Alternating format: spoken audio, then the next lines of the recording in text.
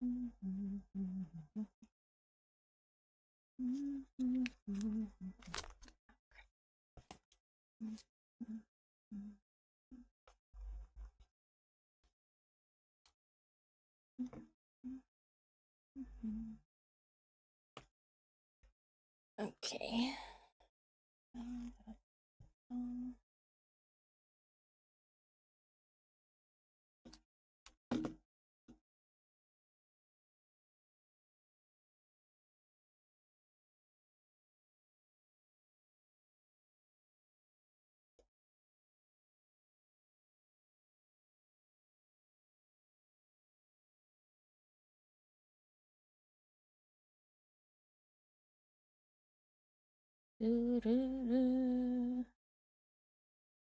Da-dee-dum.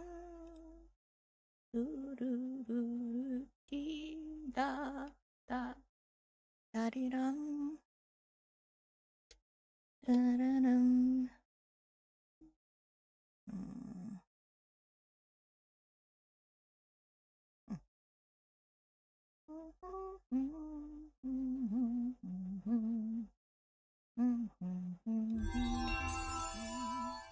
Hi. 1 second. I just need to... Oh, hi everyone! Everyone's here already. Okay, I have my water. I have my emotional support blanket. I also have some soft drinks, like, on the side. Good evening, Sino. Hehe. I had like an early dinner, so then I won't have to stop midway or get hungry or eat fish fingers. I'm pretty sure I'm gonna have to get a water run very soon though. Hi everyone. Okay, wait 1 second. Here we have our lovely Zayne. Okay. Wait, what? Tissues? Why? Okay. As a matter of fact, I do. I mean, I'm someone who tends to have a lot of nasal problems, so I always have a tissue here, but you're scaring me now.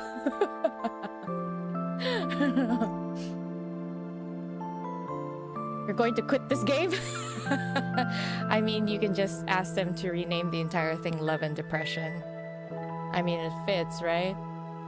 There's not a lot of deep space going on sometimes. It's more depression than deep space.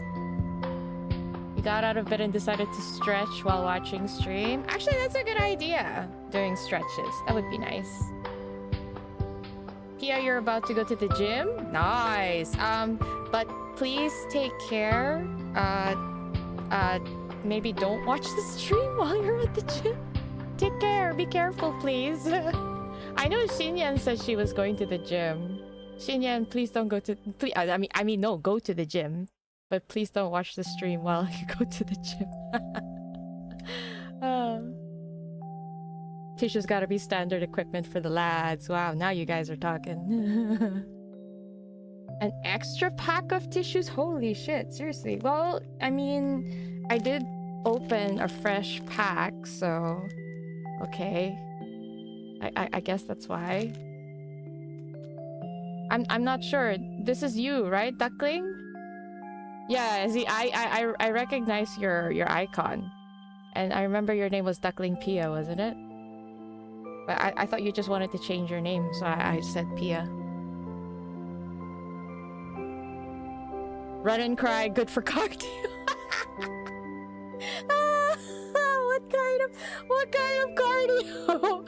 Running away from reality. Running away from the story. Oh gosh.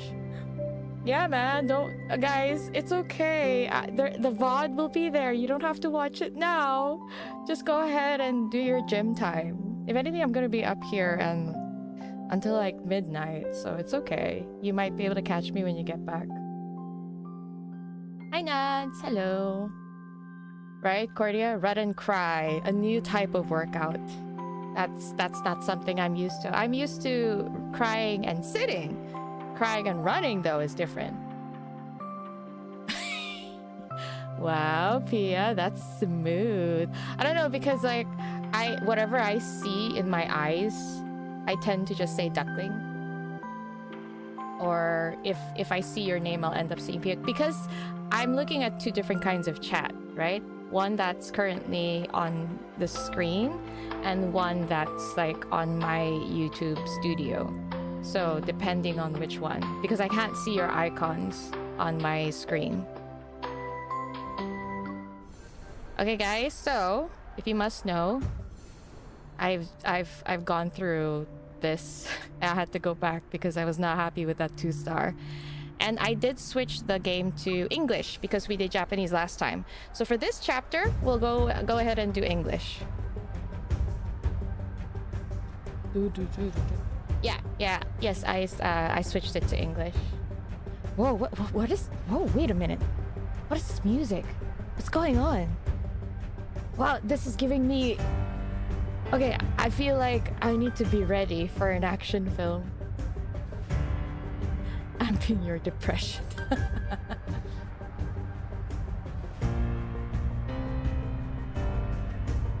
You're gonna let the story autoplay while I read it? Why sit in your depression when you could take it for a run? Very real.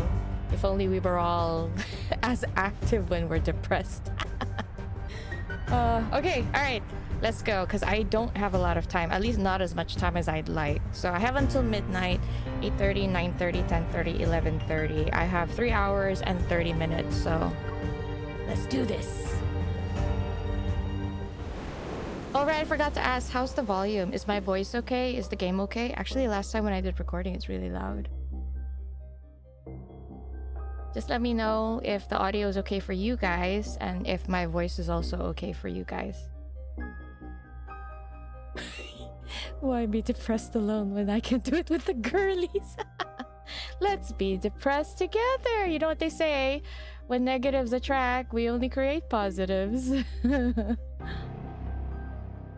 Oh, I know, Veronica, you're right. I love all the music. Volume's great? Okay, perfect. Alright, I'm gonna go ahead. Alright, 1 second. Okay, here we go. As the protofield dissipate... Oh, wait. Sorry, 1 second. I almost made an oopsie. Alright, okay. 1 second. Ah, crap. Bad. That was bad. Okay, alright. As the protofield dissipates, the massive wanderer vanishes with it. The modified shell is still present when I fall to the ground. Oh shit, okay. The arena's floor gives way because of the impact. I plunge into the boundless darkness along with the debris. They defeated the thing, right? And then they jumped into a hole. Got it, okay. My descent ends with a violent crash. Clouds of dust billow out around me. My entire body feels shattered. Waves of pain slam into me. You know, I can actually imagine that because I did fall from a really tall height before. So I totally get that feeling. And I just felt it through my in my bones just now. Okay, anyway. My right arm. I can barely move it. Please don't be broken. Clutching my stiff right shoulder, I squeeze through the cracks of the broken shell.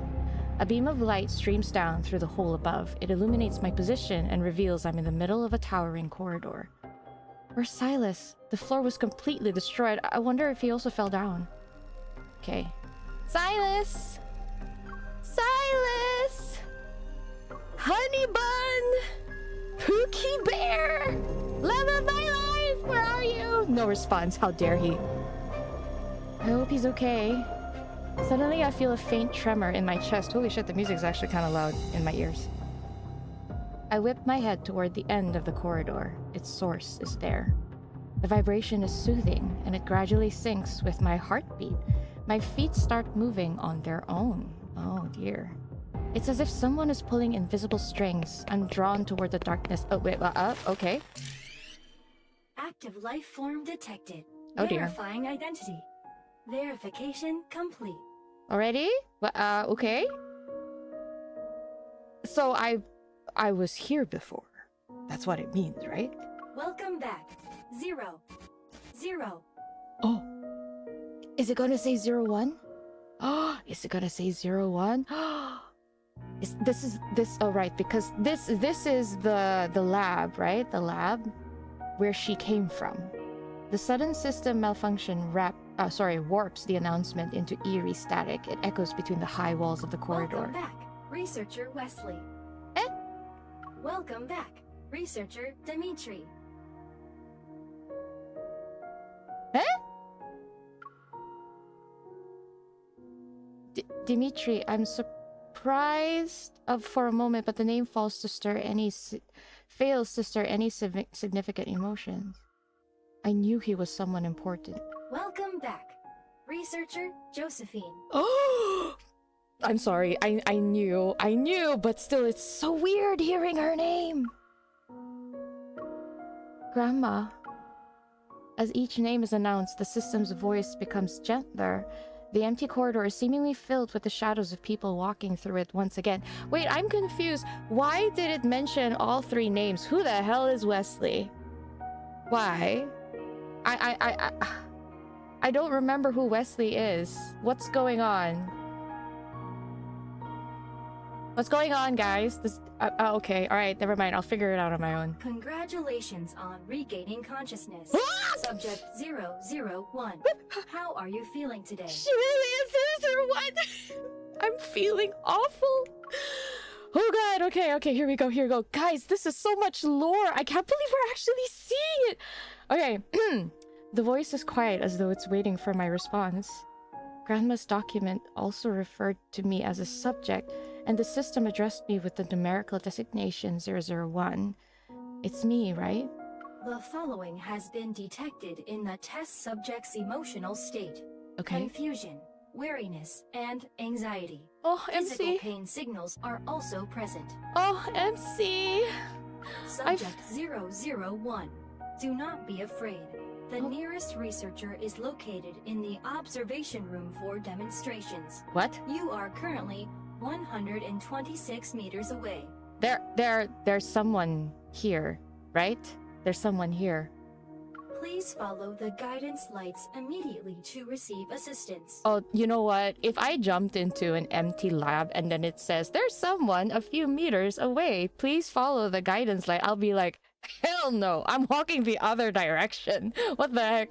Wait, they told us which researcher, right? No, it just said the nearest researcher. Okay, that's scary as fuck, yo. A pale blue light materializes on the floor.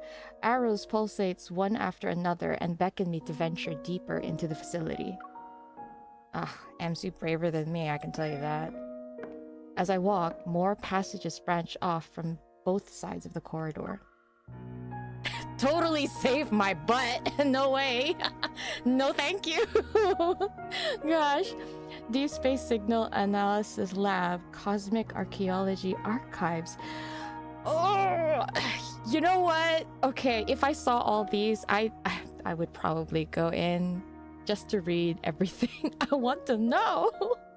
What do they mean, cosmic archaeology? So the history of the universe? Genetic Extraction and Analysis Center, the Gaia Research Center's scope of scientific endeavors is far more extensive than I thought. I keep walking until I see... Like... Oh! Backtracker! Life in the future, backtracker! What? Xavier! Yes! MC acknowledges! Life from a higher plane... Oh! What's going on? What's going on? Where is she seeing this? Do we know where she's reading this? Which section? Which section? Genetic... It's not saying! We don't know which section she's reading all of this from! What's going on? This is Zayne! Holy... Okay, I'm sorry, I need to buckle up. Holy shit, yo, we're getting lore. We're not getting tidbits, we're not getting breadcrumbs. Don't tell me Raphael is also... The labels point to different corridors. Oh, and each corridor houses a unique specialized research team. What the hell is going on? Finally, I spot the sign for the Unicorn Research Team. It's pointing to the most prominent door at the end of the corridor. Guys, so... Ever knows about all their previous... well, not previous, alternate worlds. They know about... And they're researching it. What's going on? What is going on? Okay, sorry. My heart pounds in my chest. My heart is pounding in my chest. The truth I've been waiting for is within reach, yet I'm hesitant. I'm suddenly afraid of facing my past. Maybe this is just a trap.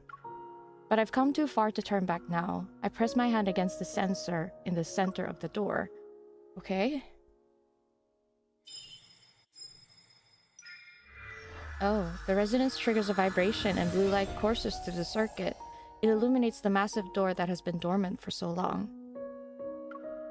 The heavy metal doors slide apart and warm light pours in. I turn my head away and raise my hand to shield my eyes. What? What game are we playing today? Wait, what? What? Huh? In a dreamlight haze, I watch as a tiny girl runs past me and throws herself into the familiar embrace of the figure standing. Oh no! Are we? Oh my god! Oh my god! She's seeing... Oh my god! Why am I emotional? Holy shit.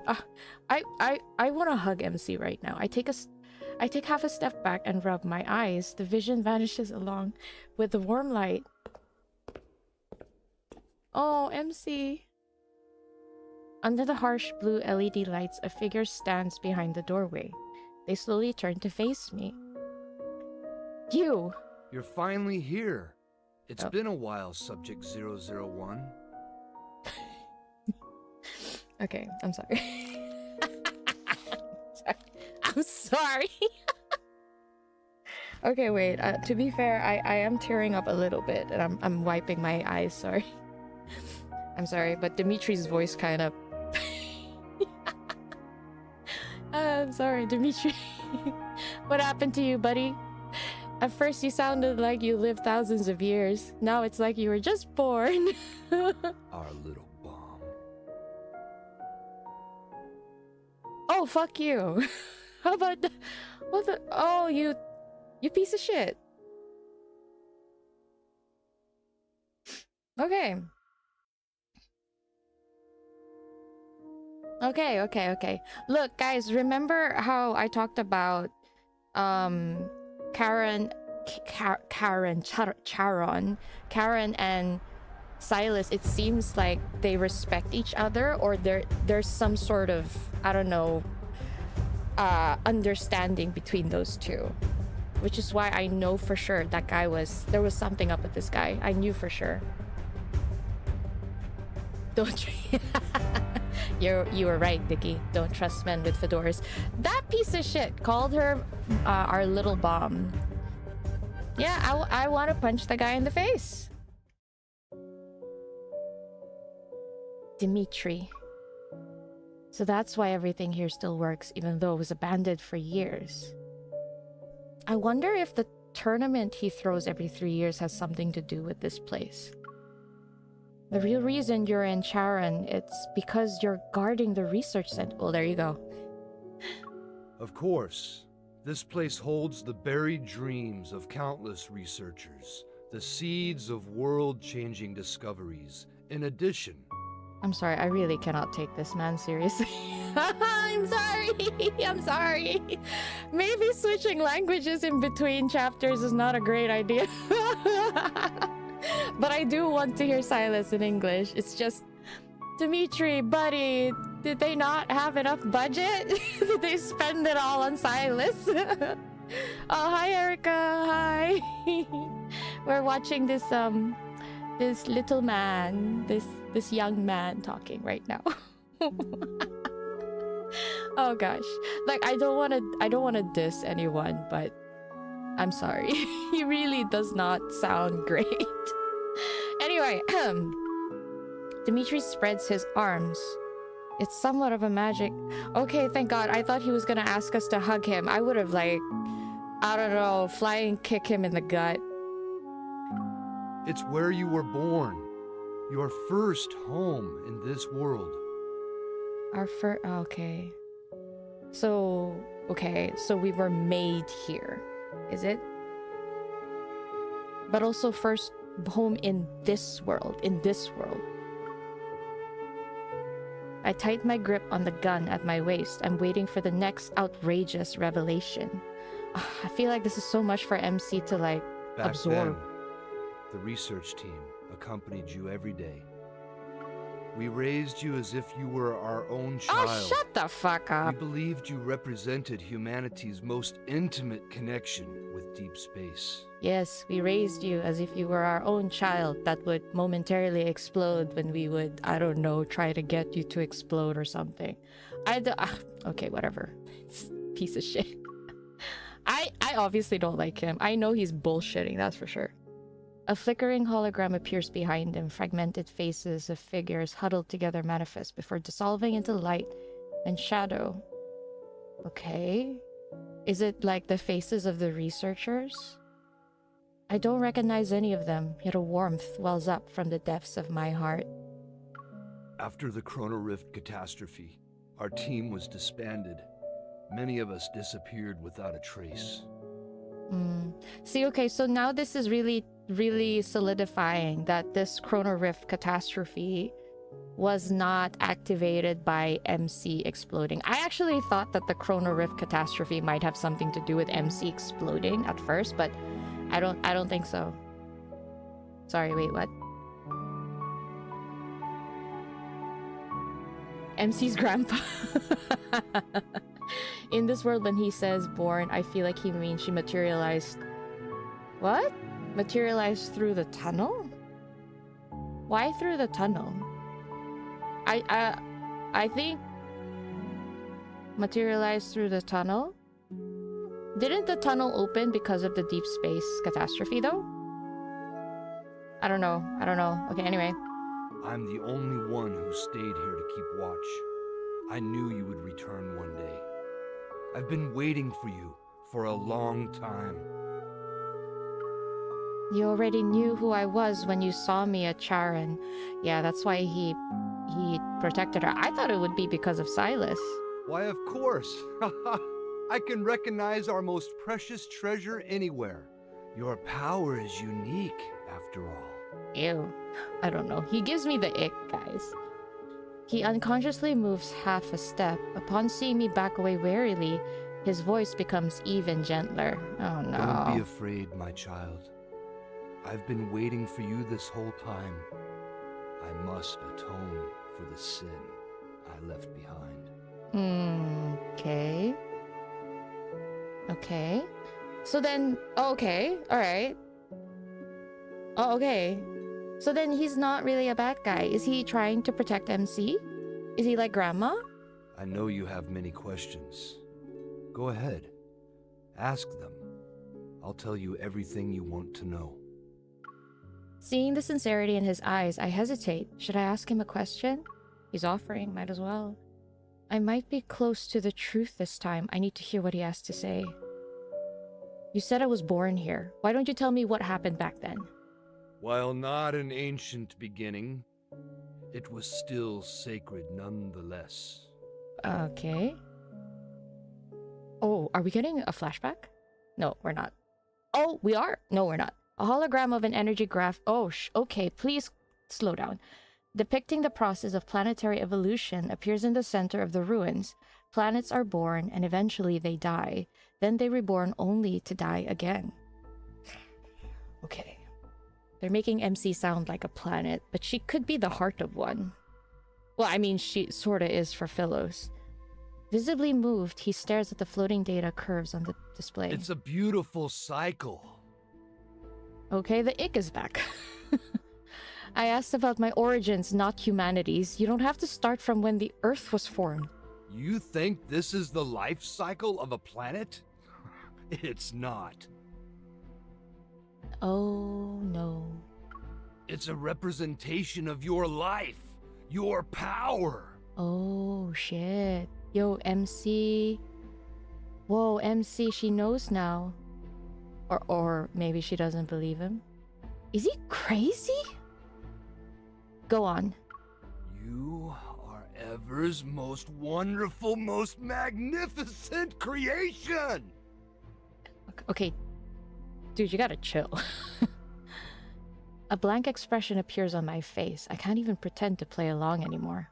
But Dimitri doesn't care about whether his audience is responding or not. It began in 2034, when humanity received a faint signal from deep space. Once it was decoded, it revealed a story about a planet's quest for immortality. That was the alpha blah blah blah number, which is aka Sylus, right? An ordinary planet achieved immortality by harnessing an inexhaustible cosmic energy source. They inspired us. Oh wow. Oh wow, they were not joking about this being an entire cycle.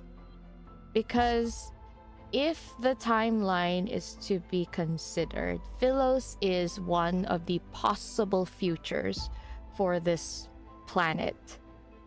And because of, I'm guessing he's saying because of the deep space tunnel, and though he didn't mention it, he said they received a faint signal from deep space, and that was basically Sylus. But then how did they receive that signal? It's because of the deep space tunnel.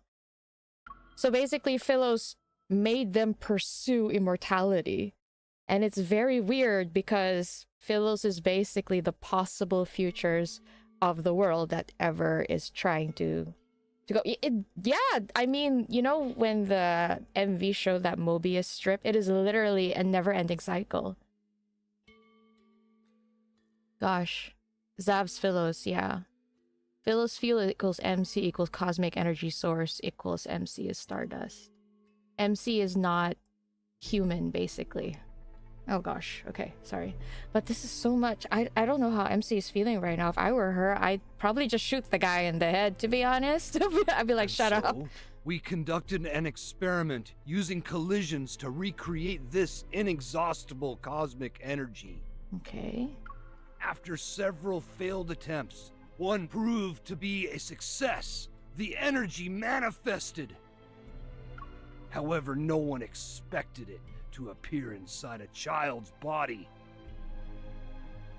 What does that mean? So they found a child that had it, or it came to them and then it came to them in the form of a child?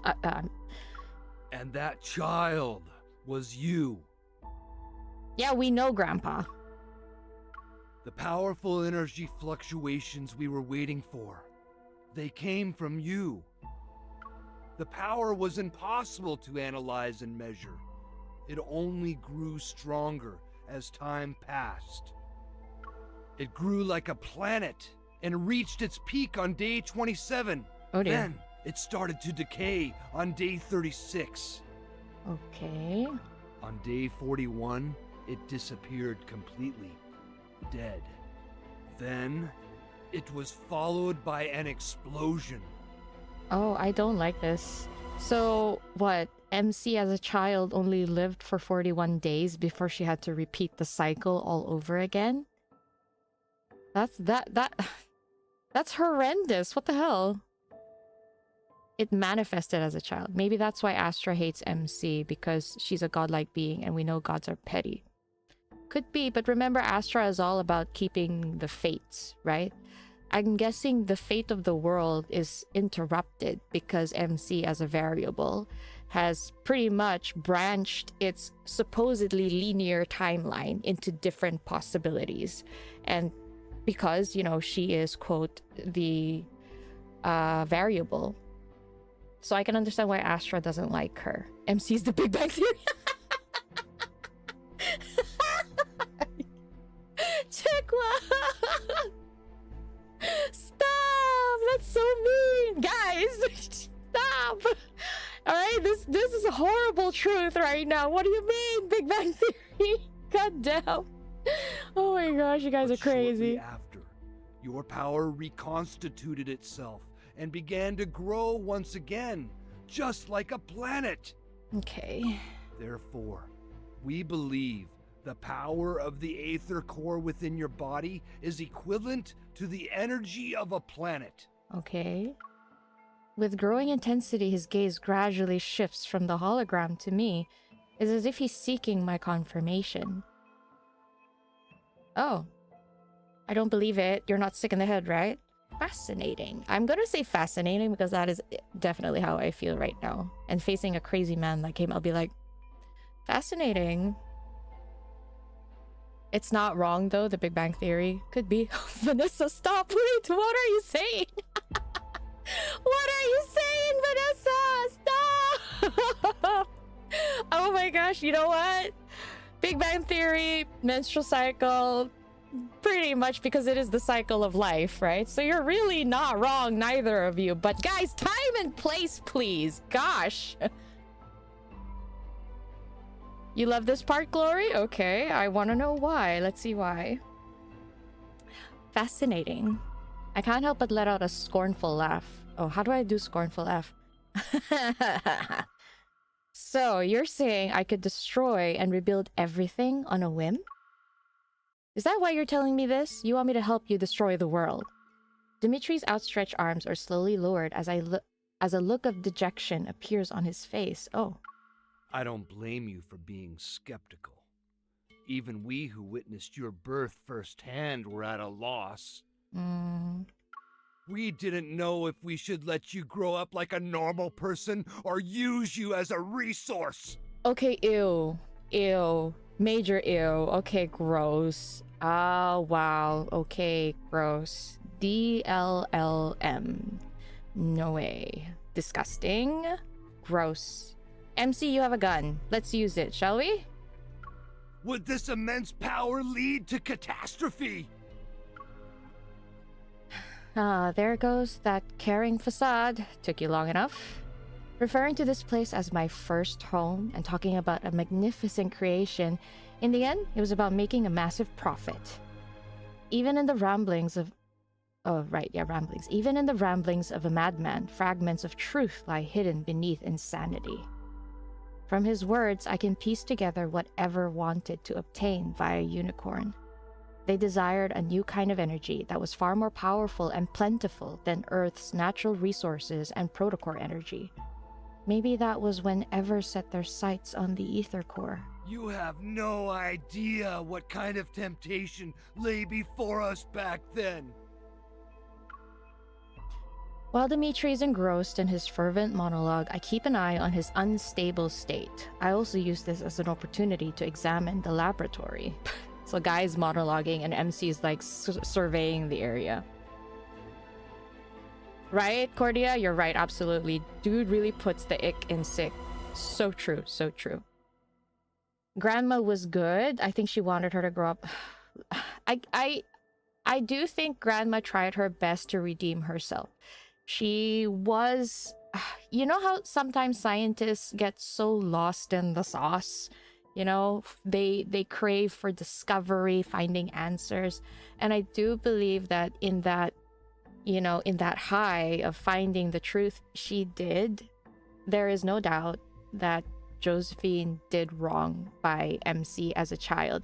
But because she witnessed it countless times, you know, overloading MC's heart, seeing her explode and then reconstruct herself, I guess Josephine just couldn't take it anymore. So yes, I do think Grandma does want her to live a normal life, but it doesn't erase the fact that she's also the source of MC's pain.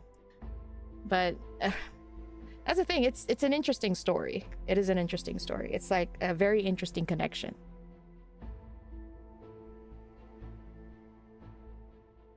Yeah, I know. Poor MC. Anyway, sorry. Continue. We had countless debates. The chrono rift catastrophe struck when we were in the middle of our endless back and forth. Guys, I need... Can anyone check Did the deep space tunnel appear the moment the Chrono Rift catastrophe started? I'm a little confused on the timeline now. I remember that the deep space tunnel happened because... I remember the catastrophe happened because the deep space tunnel opened. Wasn't that it? Because it's because of that tunnel that the Wanderers could start coming in. Was that not it? So... Caleb knows the truth. I wonder if he hated Grandma. Yeah, originally my theory in the whole explosion was that it was preemptive, meditated, and it was his way of revenge. Until now, because Caleb doesn't really talk about Grandma that much or seriously, and you know how he hides things from MC to placate her. I don't know how he really feels about Grandma. I'm sure he feels grateful to her at the point because she did put a roof over their heads, but I mean, that sort of hatred can run very deep, especially towards a child, so. And then it happened! It will always be the most regrettable thing I've ever done. Oh. I can never make up for it in this life. Okay. My career, my dreams, my colleagues. Those days we spent to achieve our goals. Something's wrong with him. Yeah, hell yeah. My gaze quickly shifts to the control panel some distance away, from Dimitri. I discreetly get ready to use my evol. It's over. It's truly over! Oh gosh, he's losing his mind. Oh, whoa. Seemingly drowning in penitence, Dimitri falls to his knees and triggers a hidden mechanism. A surge of energy rises from below. The large laboratory begins to shake as the rails rattle. Wait, it's not the laboratory that's shaking. Sensing movement beneath my feet, I quickly back away, but I slam into a wall instead of finding the door. Oh no, a massive curved glass panel had silently descended behind me. Its cold surface blocks my escape route. Fucking glass wall again! I barely pulled out my gun when curved glass panels, previously suspended above and diagonally in front of me, descend. She's being encased again. This is so sick. The panels are about to create the perfect cage. I'll be stuck inside this spherical chamber like an insect preserved in amber. Yo, guys, the music though! Holy shit! It's a mechanical trap. I had walked into the jaws of a beast as soon as I stepped through the laboratory doors. Go on now! Fix our mistakes! Go on! Go! Oh. He wants to terminate her, doesn't he? With steady hands, I slip a small explosive charge into the last remaining gap before the glass panels seal themselves. Then I get down on the ground as fast as I can. Oh, she's so fast. Shockwaves reverberate throughout the spherical chamber. A strong force strikes my head. In spite of the pain, however, I hear the rails get jammed for a split second. I charge towards the explosion site without a second thought. Using my momentum, I smash my gun against the area where the glass panels meet. Guys, we have to remember, MC's body is in pain. She's been freaking stabbed. Her arm feels like it's broken. And she just set off a charge, an explosion, to free herself. This girl is... Wow, okay, wow. I charge toward the explosion site without a second thought. Using my momentum, I smash my gun against the area where the glass panels meet. The impact forcibly opens a narrow gap, barely half a palm wide. I immediately raise my gun to shoot. Oh, nice. The bullets hit the area near Dimitri's feet, but they failed to stop whatever switch he activated. I aim my gun at him. A familiar energy emanates from the darkness behind. Oh, here we go. I know what this is. As he stands up, my instincts scream at a new threat. I open fire. The bullets hit him, but he seems unfazed as he pulls out a weapon and aims it at me. Huh? This powerful blast sends me flying and crushes what little chance of survival I had been desperately clinging to. Wait, it's not Sylus? I thought it was Sylus.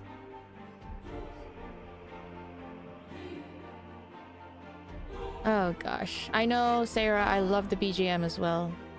Chrono Rift catastrophe of 2034 14 years ago with the opening of Countless wonders invaded Earth and began attacking humans. Many lives were lost. Yes. So the tunnel opened, the catastrophe happened, people died, basically. Oh, yo, this music. I'm sorry. Okay, I gotta keep going. I gotta keep going.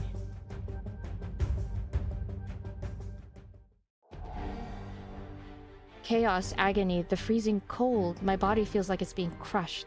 I must have blacked out for a bit. Fighting through the pain racking my body and the taste of blood. Oh, MC! I forced myself to get up inside the glass sphere. On one knee, I struggled to catch my breath. Below me lies a metallic floor from an unknown material, and above me looms an inverted glass chamber. The familiar sight triggers a flood of memories. Oh no. This is the deep space collision chamber. I was imprisoned here before. Stop struggling, child. Oh, okay. He's gross, guys. I cannot. Oh gosh. Girl can't stay away from kabooms. And yeah, nope. I feel like there's kabooms wherever MC goes, seriously. The voice pierces the thick glass. The collision chamber has already been activated. It's now floating 6 feet off the ground. Dimitri stands below and the controller in his hand is stained with blood. I already obtained the current data on your eval while you were in the battle. Oh. He raises a chip in his hand. Once I insert this into the chip reader, the equipment can use its antimatter capabilities. Oh my god. Oh, he really wants her gone. He wants her gone. To completely neutralize your energy. That's what they tried to do with Sylus with those guns. Although there's a gentle smile on his face, the hate in his gaze twists it into something grotesque. That's creepy. Disgusted, I turn away and try to concentrate on resonating with the collision chamber's energy source. Oh, okay, MC? I love how she never gives up. Can't resonate with it. How's that even possible? Go. Return to where you came from. You never had a place in this world. Says who?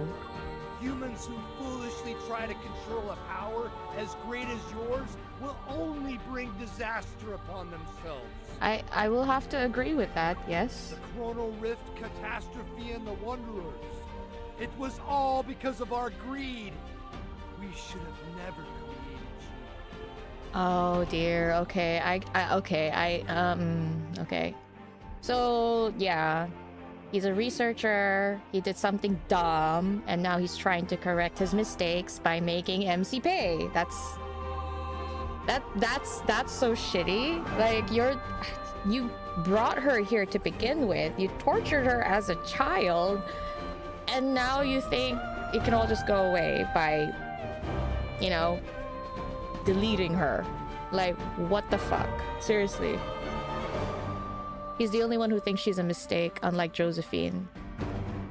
That Wesley, though, we don't know. I still don't know who that Wesley is. It doesn't ring a bell. But... yes, he got a point, Leia. I agree. He does have a point. He does. But how he's acting on it is disgusting. They don't see MC as human, guys. They don't see MC as human. She's alive and breathing. They're just trying to delete her like data, as if doing that would just make everything right. It doesn't make sense. With the hands that stained this world in sin, I'll put an end to it. I stand up while using the glass wall as support, yet vertigo hits me. Air is being drained out of the chamber. Oh no. The pressure suddenly drops and the air in my body rapidly expands. At this rate, my lungs might rupture before anything else kills me. I hate to admit it, but I feel like I'm getting a sense of deja vu. My body recognizes this feeling before my mind does. Muscle memory is sending me a warning. It won't be long until I lose control of my limbs. I won't be able to feel anything, and my strength, even my thoughts, will slow down and fade into oblivion. That was who I used to be. I won't sit here and wait to die. My thoughts are sluggish as I watch myself in slow motion. I draw my weapon. rather than to raise my arm, I pull the trigger and cause an explosion? But the energy burst from my weapon is absorbed by the active collision chamber. It can convert energy into fuel for its power source. Oh god, this is okay, this is scary, guys. My vision blurs. Not only is my strength being drained, but my body is also becoming numb. I don't like this. This feels so bad. This feels gross. The glass chamber reflects the cold laboratory lights. They sketch out fragmented memories. Memories? It's the same collision chamber that I was violently thrown into as a child. Is she having flashbacks? Those monsters and that cosmic void in the sky. It's all because of you. You are this world's calamity. We should have destroyed you years ago. Okay. So we've just confirmed that it was indeed because of MC. Got it. Okay. Okay. I've experienced this before. It was him at that time, too.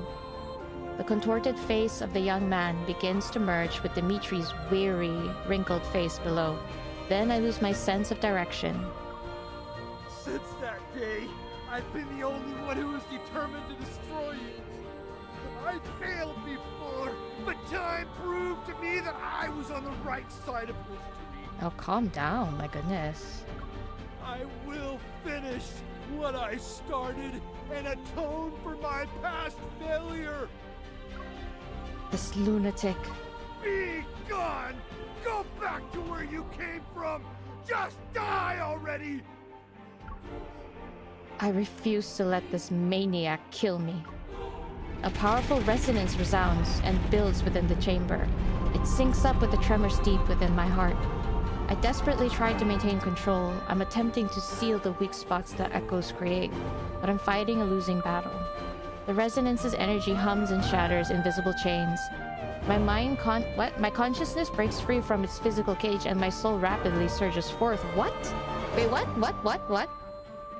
Sorry, I need to think. 1 second. My consciousness breaks free from its physical cage and my soul rapidly surges forward. Okay. Is she experiencing like an out-of-body experience?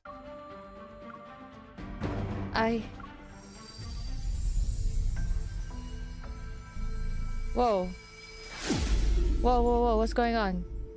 My consciousness disperses with the energy burst. Countless reverberations echo across this planet. And from the deep space, a mysterious connection descends. Huh? My awareness gradually fades as my body feels weightless. The ethereal eye appears once more. The eye thing! It devours me completely this time. What? What? Yeah, exactly, what? What am I? Oh, whoa, this is... In boundless darkness, I drift through the cosmos. Oh. It's like I'm part of it. Oh. I am the cosmos. I see a planet on the brink of destruction. And the different paths it could take. Yes, these are all the different Syluses! Some explode like tiny fireworks before they're like... Oh! Others are further along in their journey. However, all of them perish.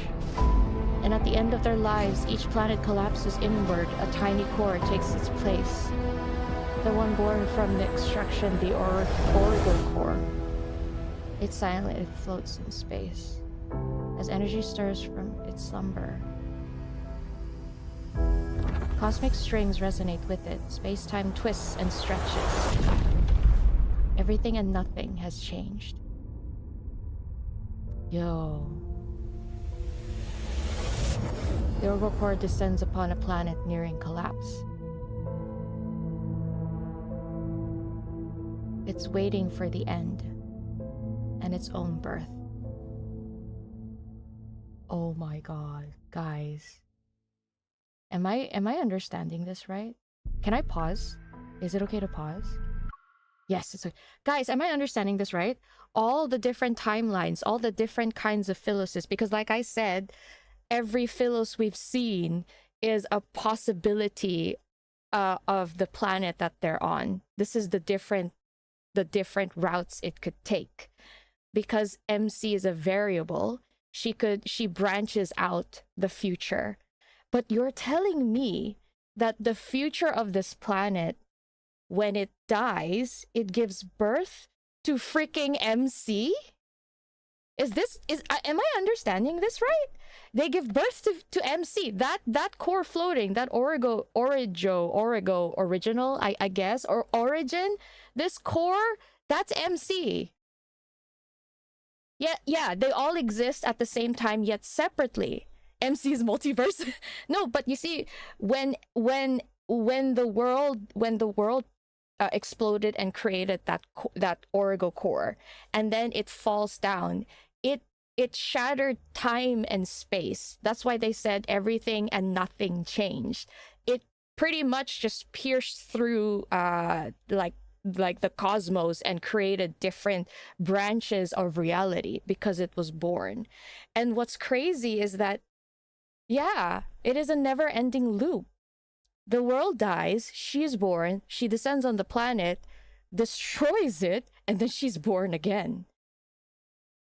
This is so crazy. Holy shit. Oh my god.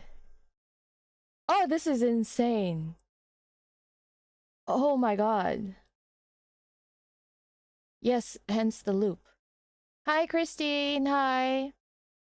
I think Wesley's the shopkeeper in the owner's night. I think that's Philip. He was one of the experiment. He was actually one of the twins' experiment, I think, but his twin died. At least that's what I understood from the World Underneath stories. Hi, Patata. I'm going through, I don't know, like some sort of existential crisis of the information that I just absorbed right now. This is crazy. Oh my god. This is insane. I don't know how MC can how is she gonna accept this? Like, me as a reader, I am like, wow. Imagine being MC in this situation. Okay, alright, sorry, continuing. All the sensation in my body disappear at the scene before me, gradually fades into darkness. Suddenly, I hear a strong heartbeat and feel a warm power flow through me. It's a fragment from another place and time, yet it brings a familiar presence. Everything that was lost has returned to me. Like her memories? Excuse me. I'm sorry, I need to drink some water. I feel kind of lightheaded. This is so crazy. Oh gosh. Yeah, we're stuck in a loop. Not even death ends it. Pretty much, yeah. She can't die. Because her death is basically another rebirth. No wonder this entire chapter is about death and rebirth. Gosh. Okay, alright, okay. Alright. At first, they're blurry images reminiscent of scattered, flickering stars in my mind. But as time passes, these images start to become clearer. They slowly come together and form vivid, tangible scenes. Complete with sounds, textures, temperatures, and even the faintest presence, they're real and full of life. Unfamiliar fragments connect into a single, unbroken thread. Those past experiences, emotions, choices, and missions. Once again, they cross the barriers of time and space. Carefully weaving themselves into the fabric of my existence, they become a part of me. Oh, wow. Oh, still wondering if MC is Astra. That would be interesting, but we've heard Astra's voice. I don't know if this game would do like, you know, a gender fluid MC. Gosh. Death and rebirth intertwine, yeah. Whew! Oh god, I'm sweating, guys. This also makes MC's harem canon. Pretty much. Oh! Here he is! Here he is! The hubby is here! Everything's right with the world! We're good! We're fine! Guys, It's okay. No need to panic. We're good. It's okay. You can grab your coffees. You can grab your snacks. Okay? We're good. We're good. We're fine. We're safe. I suddenly break through the downpour of memories. My vision refocuses. Oh, she's remembering. The familiar black red mist envelops the area. I'm shielded from the falling rocks and steel beams. Meeting my stunned gaze, Sylus relaxes his furrowed brow. An amused smile appears on his face. Nice explosion, little bomb. I don't like it when you call me that. Sylus. This place is collapsing. Give me your hand. Okay. Guys, excuse me. My husband's here to pick me up. The hand reaching out to me now overlaps with the memory of that same hand breaking through the barrier many years ago. What? Memories of the same hand breaking through the barriers. What barriers? Like in the lab? Did he break her out of the lab? Is that what they're saying? Fragmented memories flood my mind, but there's no time to dwell on them now. I force my aching arm to move and grab his hand. Sylus yanks me out of the wreckage in one fluid motion. He secures his grip on my arm as he crouches. Keep your eyes open this time, kitten. Watch how we escape and remember it well. Okay. I don't think I'll ever forget, but okay. Overwhelming power lifts him up. It manifests behind him like a fiend that crushes all obstacles.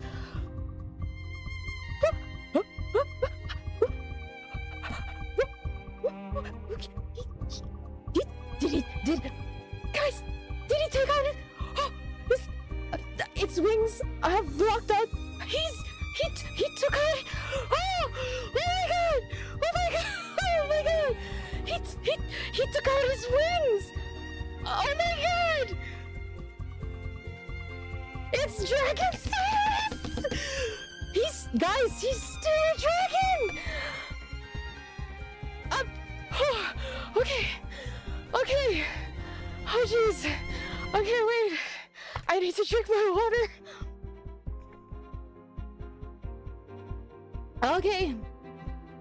Okay, I'm gonna need to refill that later. Oh my god. Oh my god. Okay. It's his dragon form. Holy shit. We have his dragon form. In the current timeline, MC saw his wings. Okay. Okay. I'm trying to breathe. Oh, why does my rib cage kind of hurts? Okay. Okay. Okay. We soar past the crumbling debris and fly away from the depths. Holy shit! Thunderous explosion echo below. Okay. Whoa. What do we get to see? Please. It's not another cop-out, right? They're not just gonna explain it and then not show us the wings, right? Right? Please tell me they at least show us the wings. They have the animation for it. They can't rob us of it. Whew. Yeah, I'm breathing. Yeah, I'm breathing. What do you mean? I am breathing. I'm breathing fine, guys. I'm okay. But you have to tell me now, before I get my hopes up, we don't see the wings, do we? Just tell me now. Just break it to me now. Just let me know. We see it in battle, I know, but... Oh, fuck. No animation. Got it. Okay. Okay. Alright. Okay, fine. Okay, fine. Okay. Okay. No, I mean, not a cutscene, but we at least get to see his model with wings. Or at least his horns poking out in modern clothes. That would have been epic. Check, what can you not? Imagination. Can you not? Okay. I'm breathing. I'm okay. I'm good. Sorry guys, I think I just need a minute. I need a minute. Okay, I'm good. Okay, alright. Hi, Duckling, welcome back. Okay. Standing at the edge of the arena, I finally see the full extent of destruction caused by my uncontrolled energy burst. The entire central area has collapsed. Only a bottomless pit remains, its edges... Oh. Only a bottomless pit remains, its edges crumbling away. I leave Sylus' side as that strange, detached sensation gradually fades. Dimitri, bound by tendrils of black-red mist, is thrown down before us. Bye! Bye! Our deal is complete. Now Okay. surrender your soul. Oh. Oh. Are we gonna see the nom-noms? Are we gonna see the nem-nems? Are we gonna see the nom-nom-nom-dim-nom-nom-nom? Is that what we're seeing right now? Is that what we're gonna see right now? I'm ready. Monster! There are two of us here. Who are you referring to? I don't know how to say this because, like, if I were MC learning everything like that about myself, I guess it would make me feel like a monster. But the way Sylus just said it so matter-of-factly, like, it's not a big deal. And in fact, it's something he's proud of. It's a little comforting, you know? It's kind of comforting. His unfocused gaze can no longer locate his enemy as he desperately claws at the mist coiling around his neck. Hot. The hottest thing a guy can do. I don't mean like strangling random people, but I mean if it's strangling like assholes like Dimitri, then I guess it's okay. And fictional. I feel like I need to reiterate this. Fictional, okay? Fictional. The terms of our deal haven't been fulfilled. Ah, so they did have a deal. I sort of had an inkling. That's why they respected each other's, I guess, boundaries. I only agreed to bring her before you. Oh. Foolishness and arrogance aren't valid reasons to breach our contract.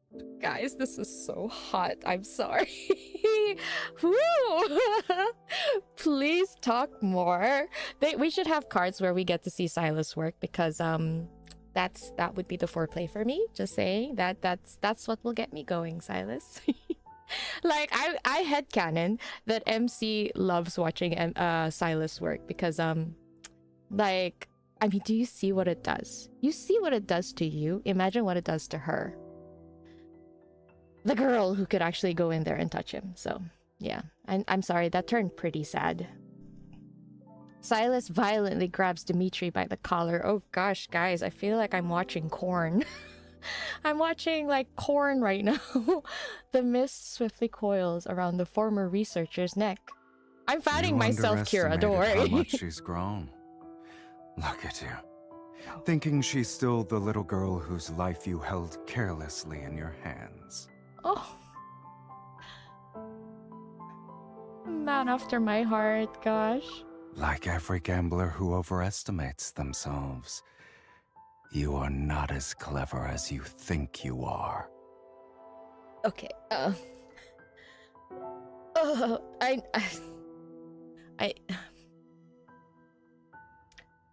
excuse me for a minute.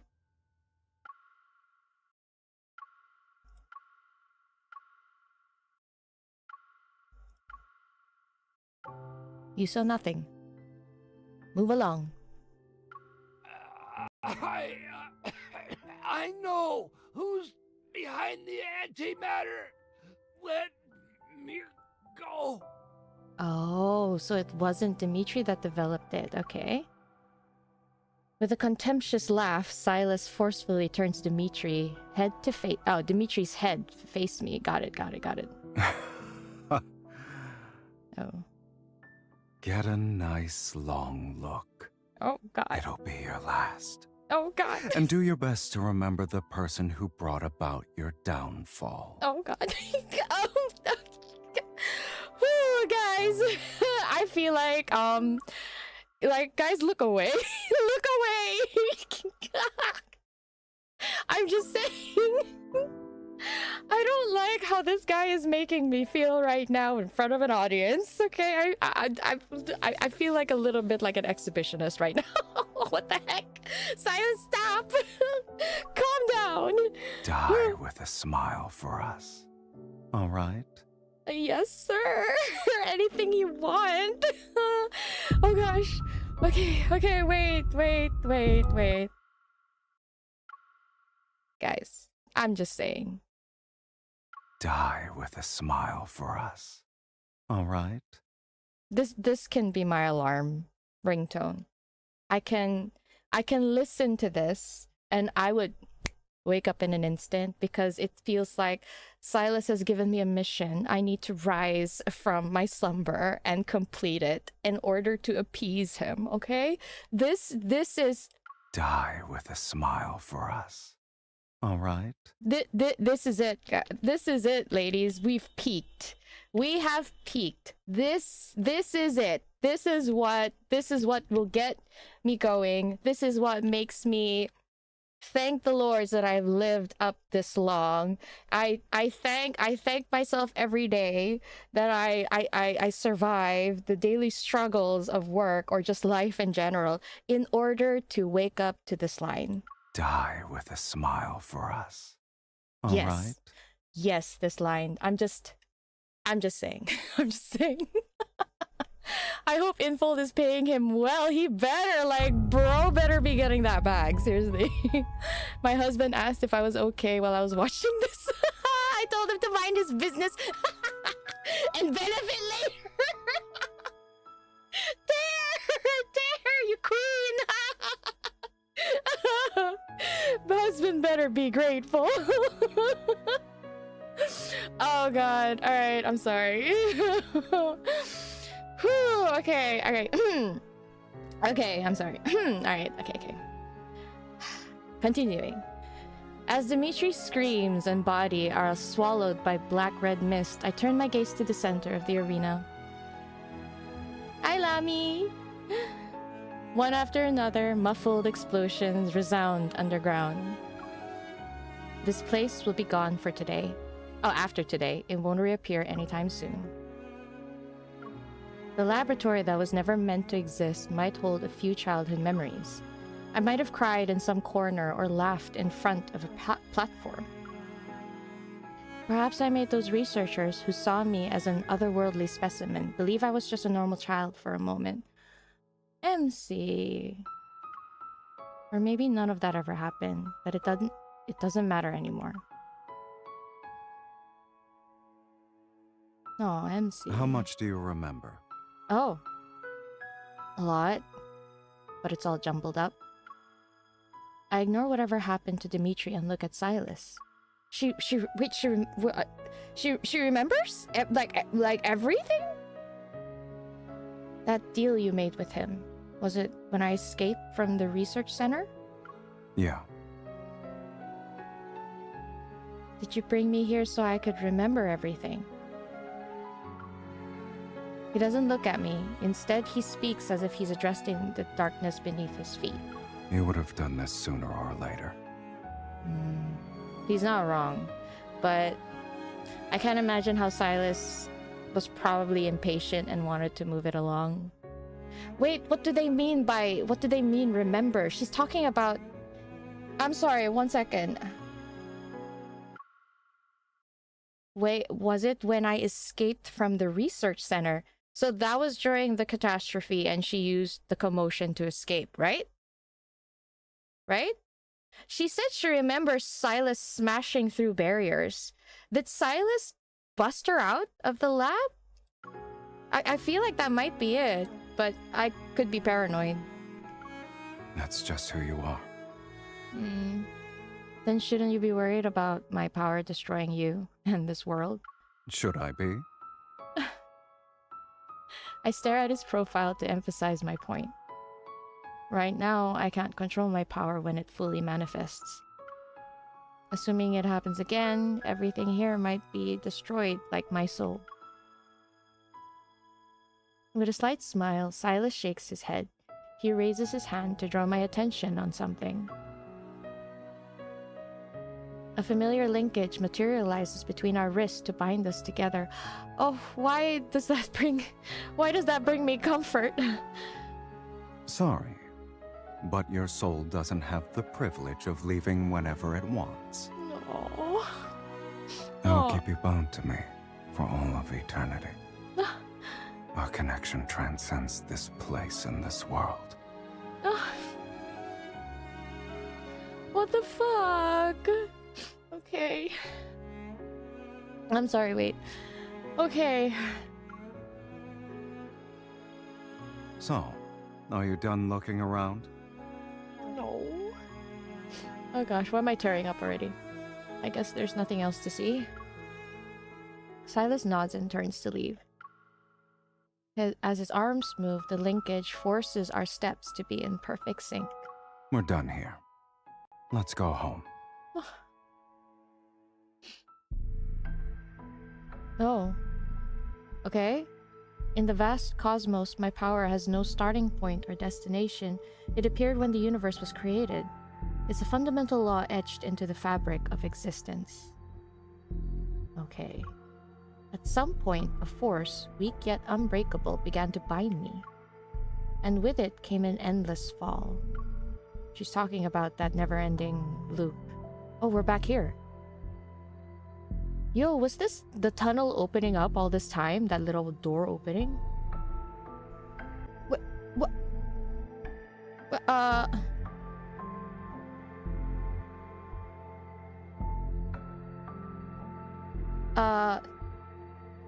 Sorry, I guess I was so shocked to read this line, my OBS sort of stopped, disconnected, and then reconnected within 2 seconds. Wait, what? Are we... This is them as a child. They met when they were children.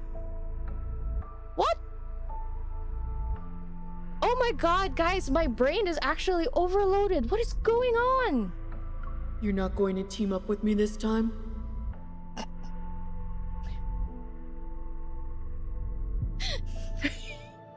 I'm sorry.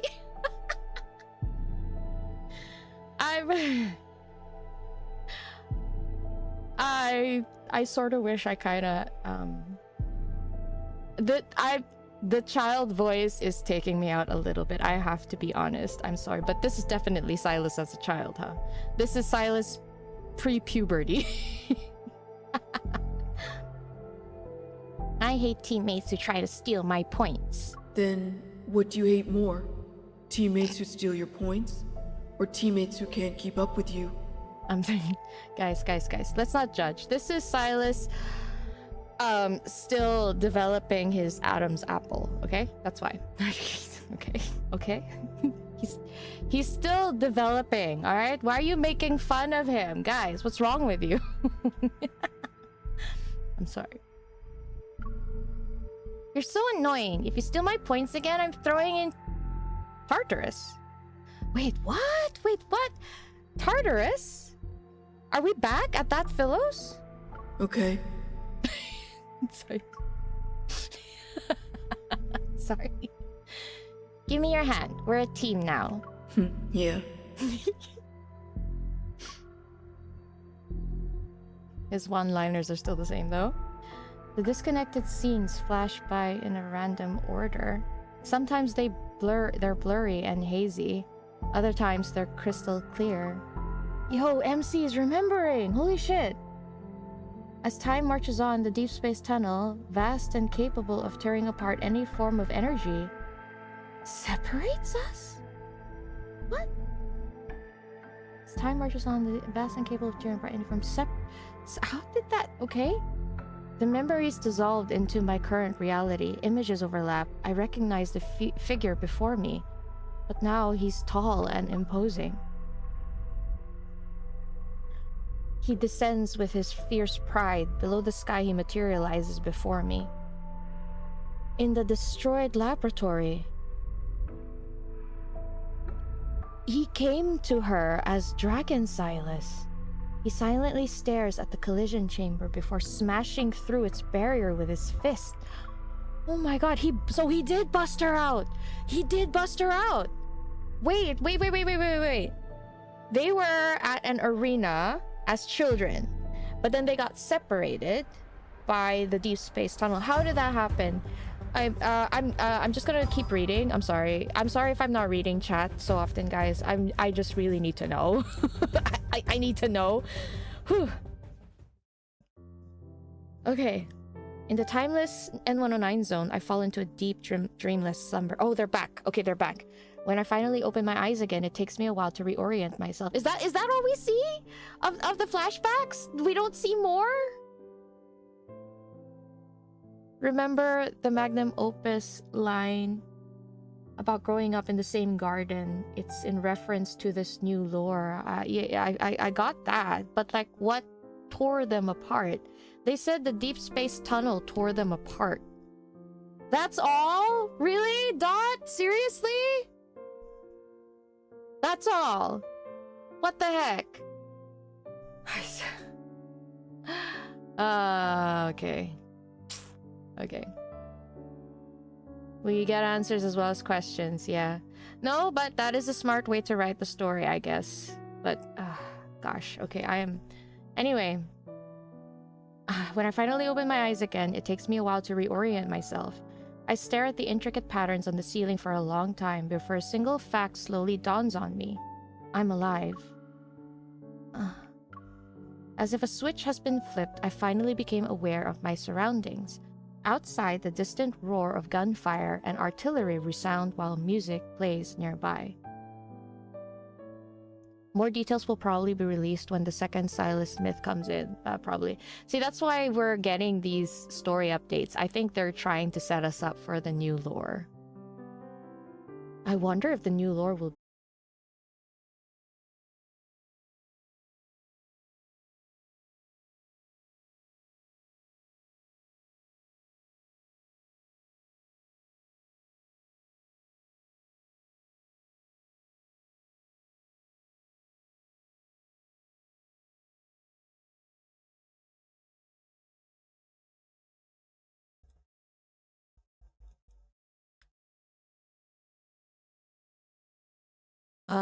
do you guys hear me? Let me know in the chat if you can hear me.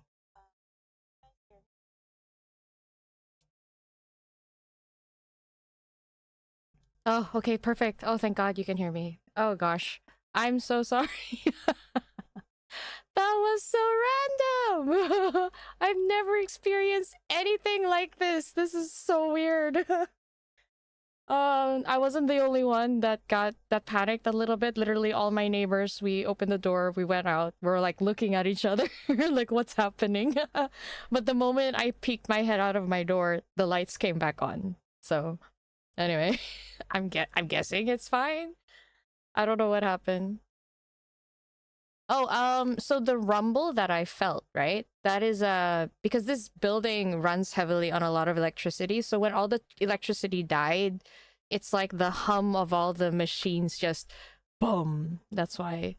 So don't worry, it's not like an earthquake or anything. I'm fine. I appreciate your concern though. Now I'm just worried because I'm not sure. Wait, I'm just trying to set up my model and everything. Give me a minute.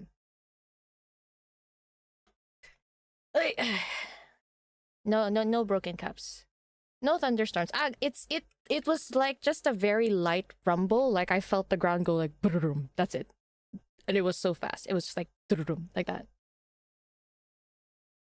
And I think it's only because all the machines in the building just died because of the sudden cut of electricity. So we felt like all the machines at the same time just died down, and I guess that's what we felt. Okay, 1 second. Okay, good. Everything's working fine. Gosh. Oh my gosh, okay. Okay, where were we? Right, we were just exposed to crazy lore. So crazy, my building decided to pass out and die on me in terms of electricity. But yes, anyway. So what we've established so far is MC was in a lab. Sylus freed her. But there's one thing that I think that's mixing that I don't know. But then again, this could be because, you know, simultaneous live timelines happening at the same time. There's also a world where MC and Sylus met as children and they were like partners fighting in an arena. I guess that sort of makes sense why when they fight, their synergy is so good, because her body remembers maybe, or it's just locked memories. It's kind of cool because I know this game has a heavy emphasis on resonating, and it makes sense how MC can resonate very strongly with the LIs is because of the previous lifetimes or alternate universes that she spent with them. Oh, fruit. Pookie, I actually want fruit. I'm actually so thirsty. 1 second, let me just drink water.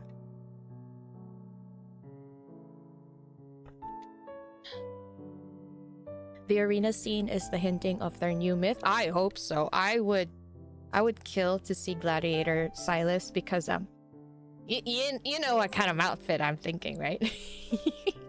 I'm sorry. I'm thinking grassland romance kind of thing. Okay, alright.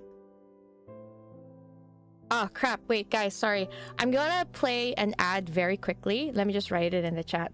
And then I'm gonna refill my water. My water is gone, so I'm just gonna play an ad. Let me just tell the chat. Playing... Oh wait, no. Having an ad break to get water. Tell me when the ad is over. Okay. I'll be right back, guys. I'll be right back.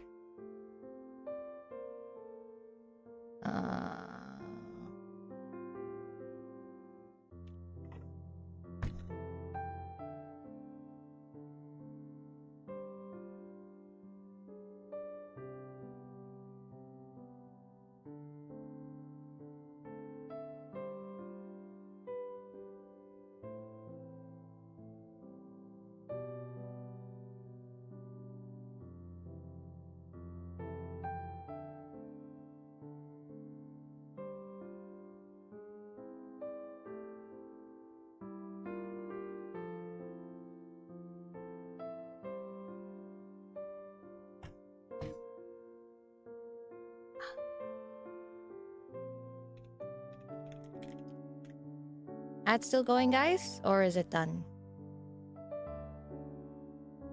I don't think every one of you would get an ad, but like, I think some of you would. I'd be all in for Gladiator Sylus. You and me both.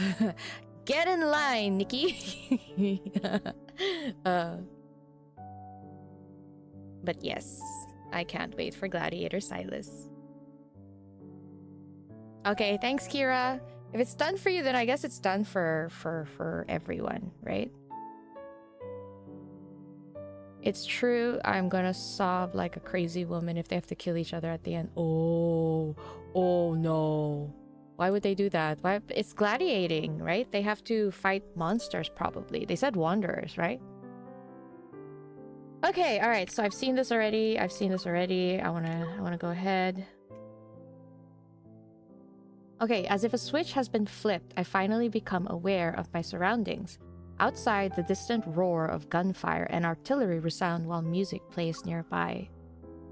Didn't the Zoyan hunt end? Mephi? What are you... I feel so reassured that Mephi's here. I'm so reassured because Sylus is here! I'm sorry. The hubby is here. He looks so soft and cuddly and comforting and hot. But anyway. Okay.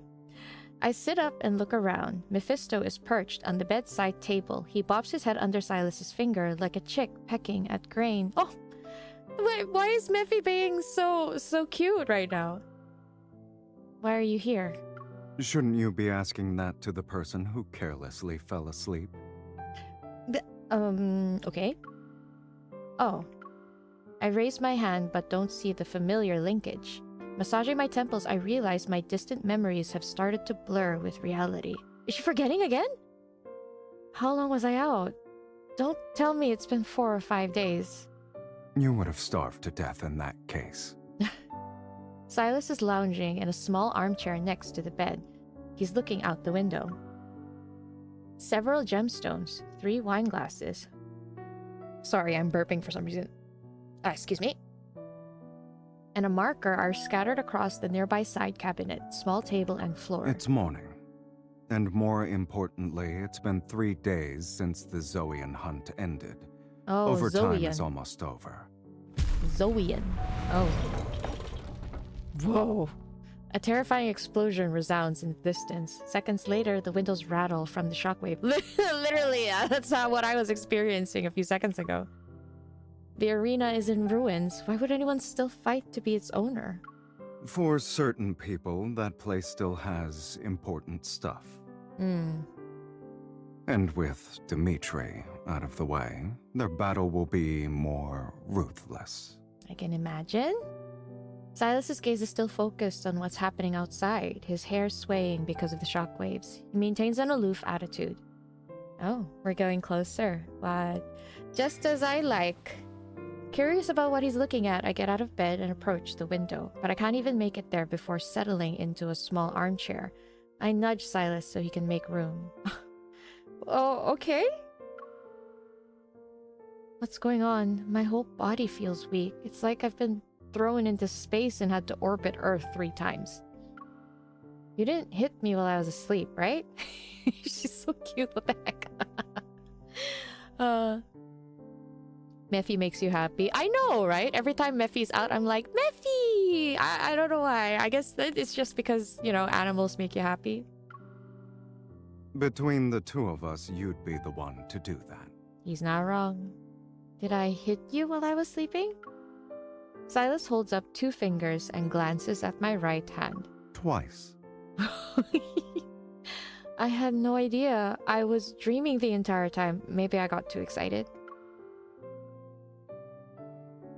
Sylus finally turns to face me. He gently takes my wrist and gives it a light shake. Are you well rested now? Oh, that's so precious. Like he's basically so gentle, holding onto her wrist and then shaking. Are you well rested? Like I can picture that, and it's so cute. More or less. Let's go then. Okay. Mephisto takes this chance to sneak away, snatch an empty wine glass, and fly out the window. I'm sorry, Mephi. What? Mephi? I don't think you should be drinking. Sylus stands and stretches before picking me up. Time to eat. Okay. Are you on the menu? Gosh, the things I would do for Sylus. It isn't until Sylus makes me sit at the dining table that I realize just how hungry I am. Well, yeah, I am so hungry for Sylus. I devour everything in sight until I'm stuffed. Including him? Get it? I'm stuffed with Sylus. I'm sorry, I'm stopping. I apologize, I'm sorry. Strength gradually returns to my weary limbs and I start to feel clear-headed. I slowly finish the last of my juice, then I... I'm sorry. Then I carefully nudge Sylus's leg under the table to let him know I have a question. I see you're disregarding table manners, kitten. You like it, don't you? I was worse during our first meal together. Isn't a little late worrying about etiquette? Something cries out near the window. Mephisto, who had been absent during the meal, taps on the glass and squeezes through the gap. He drops a dark-colored object onto my hand. This birdie is so busy. I'm sorry. Look, okay, Sylus activates something in me. I can't help it, alright? I'm a total... that word when it comes to Sylus, okay? Okay. Elizabeth, you're making it worse! Stop! Stop! The only reason any of you understood what I was thinking is because your mind is right there with me, just so you know, okay? So don't you start pointing fingers at me. Point at yourself. Look at the mirror. Oh gosh. Poise. Ladies, we are classy. We are well educated. We are totally not insane for Sylus. What is this? The flash drive? Yeah, what is this? A biometric key from the Gaia Research Center. Oh, I tighten my grip on it. Do I get to see what's inside something? Then what are those people really fighting over? Sylus pauses as he holds his drink. It's as if he's unsure about how to respond. We'll talk when you're more sober. What? Why? What's going on? You're also one of the contestants doing overtime? When did you... Luke and Kieran are more than capable of dealing with those fools. Oh, wow. Seriously, I have so much respect for the twins. We enable each other. Okay. This is a healthy relationship, guys.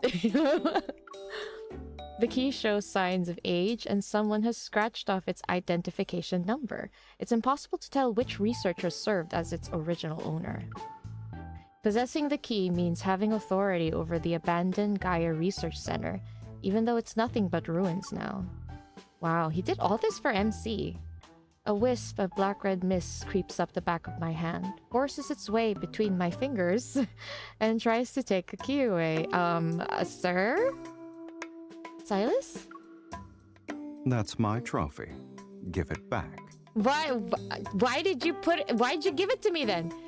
You're just letting me look at it?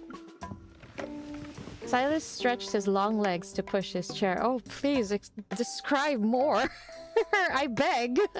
He leans back against it as he uses his index finger to guide the mist. It's still pulling on the key. I need to calm down for a bit. I need to stop looking at him, really. I need to stop looking at him. Dismissing the idea of letting go, I clutch the key with both hands and lunge toward him like a sparrow drawn to a grain of rice. Your theft techniques are getting sloppier by the day. Are you going to headbutt me to death before you loot my body? Sit. Okay. Okay. Wait.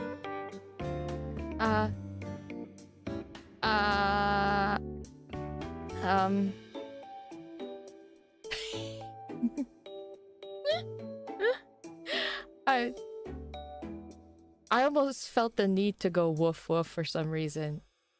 I don't know what it is. But for some reason I felt like I had to bark for a second there. Why?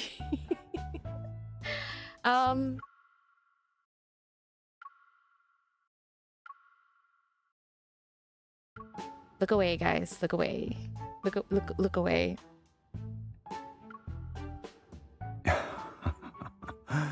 You're a persistent thief. Okay. I have to remember this is Zayne's account. I need space for Zayne's voice line. I need to stop. Since you've already shown it to me, I can borrow it at some point, right? You're very generous. You had a nice meal and are on your way to a full recovery. Yet the first thing you do is come up with a plan to steal my stuff. Aren't you proud of me? I'm not doing that. He's not insisting on taking the key back, so I secretly breathe a sigh of relief and change the subject. I've decided to talk about my more recent dreams. I wanted to ask you something ever since I woke up, but you kept steering the conversation in another direction. It's as if Sylus could feel her remembering. I saw us fighting wanderers in some kind of interstellar arena. Do you know anything about that? What else did you see? Oh, why did he sound so hopeful? My gaze drifts from my hands to his shoulder and then to the light reflected from the wine, dancing on the wall. I continue in a softer voice. We fought countless wanderers and monsters that looked like modified humans. Then we were the only ones left in the arena. The crowd went wild and screamed for us. Oh my god, you're right! Oh my god, you're right! The crowd went wild and screamed for us to fight each other to the death. It doesn't matter where you are in the cosmos, every gladiatorial arena created by intelligent life abides by the same rule. There can only be one victor. So... either I kill you, or you kill me. Wow. Wow. It's interesting because of the protocore in Sylus's eye, the ether core in Sylus's eye, and the ether core in MC, they constantly call out to each other and try to absorb the other. So in that arena, their faith was to kill you or kill me, and right now their faith is I eat you or you eat me, and not in the nice way. It's insane how fate, even though it looks different, it's basically the same. This is so crazy. Gosh. Ask all the things. I love how flirty they are getting in the main story. Right. We have to remember this is the main story. They're not exactly together, but you can feel the affection sort of oozing. Maybe because MC remembers? I guess? I don't know. Yes, Glory, exactly. Everything changed and nothing has changed. Exactly. That's exactly it. I'm about to get that tattooed on my back just so it's done. Oh yes, let's pat the man. Let's pat him. Let's get pat. There you go. I sit up straight and touch the corner of his eye. I'm searching for that hidden color in his right eye. But when we faced each other, you didn't attack. Instead, you took my hand and asked if I wanted to escape together. That nebula was more chaotic than an abyss. I didn't see how it ended. Did we manage to escape? What do you think? He brings his empty wine glass closer and presses its cool surface against my forehead. If we hadn't, then who exactly are you looking at right now? So this Sylus is the same Sylus from the arena, or is he just saying that? So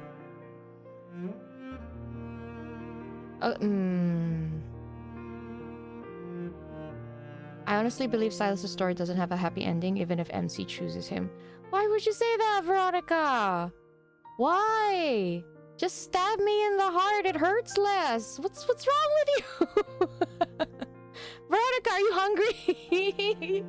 Do you need a chocolate bar? Why are you trying to hurt everyone around you? What the heck? Nobody happy in this damn game, heck.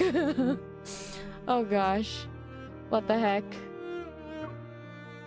We're pretty special, huh? Speaking of which, you never doubted yourself, or worried about my capabilities for that matter. Sir, have you seen yourself? Then you went through hell and back, barely escaped with your life, and arrived in the N109 zone before it fell? More or less. Huh. Have you ever considered that me landing in the N109 zone wasn't a coincidence?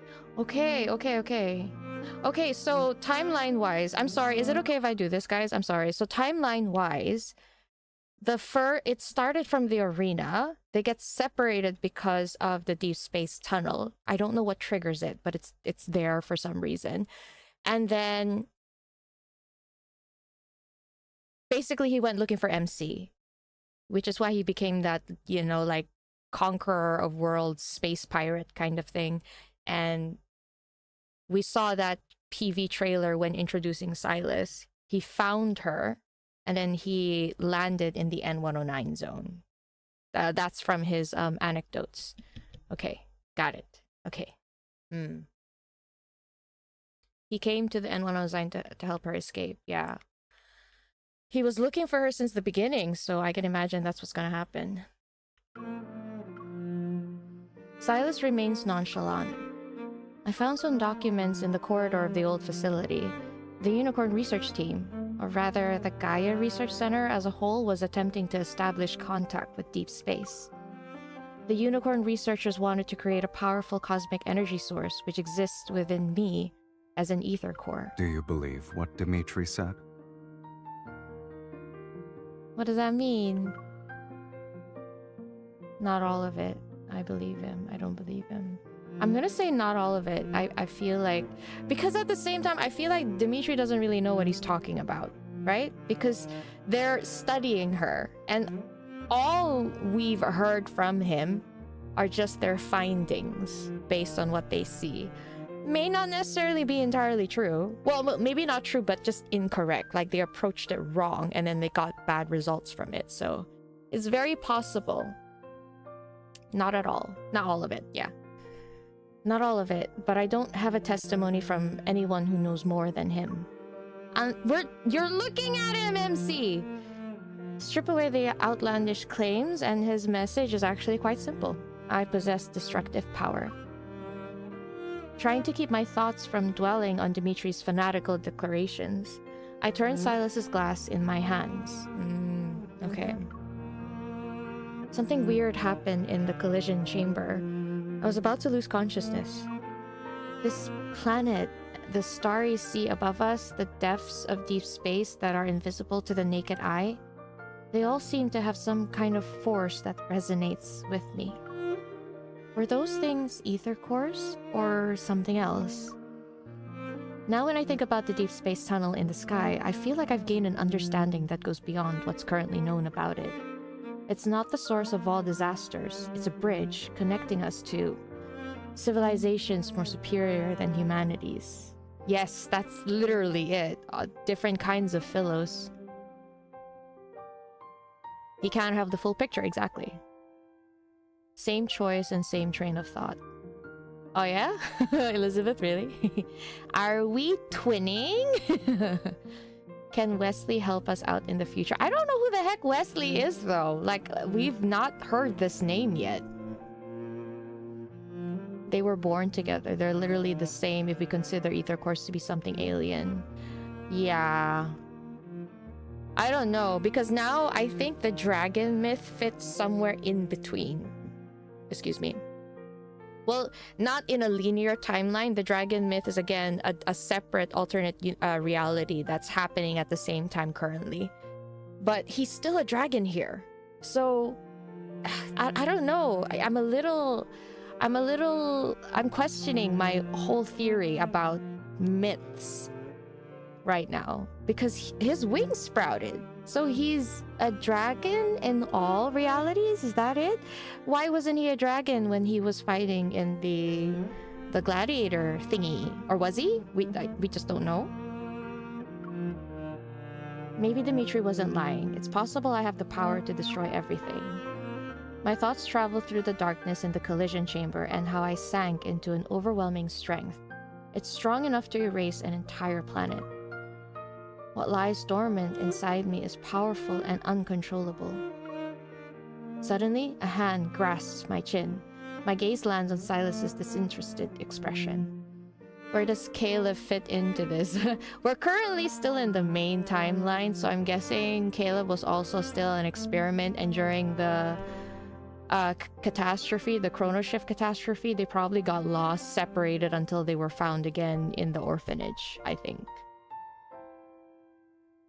Like like how Raphael is a mermaid in every timeline. That's true. That is true. Yeah, that could be it. Yeah. Gosh, okay. I want to know how many brains were put together to write this crazy story.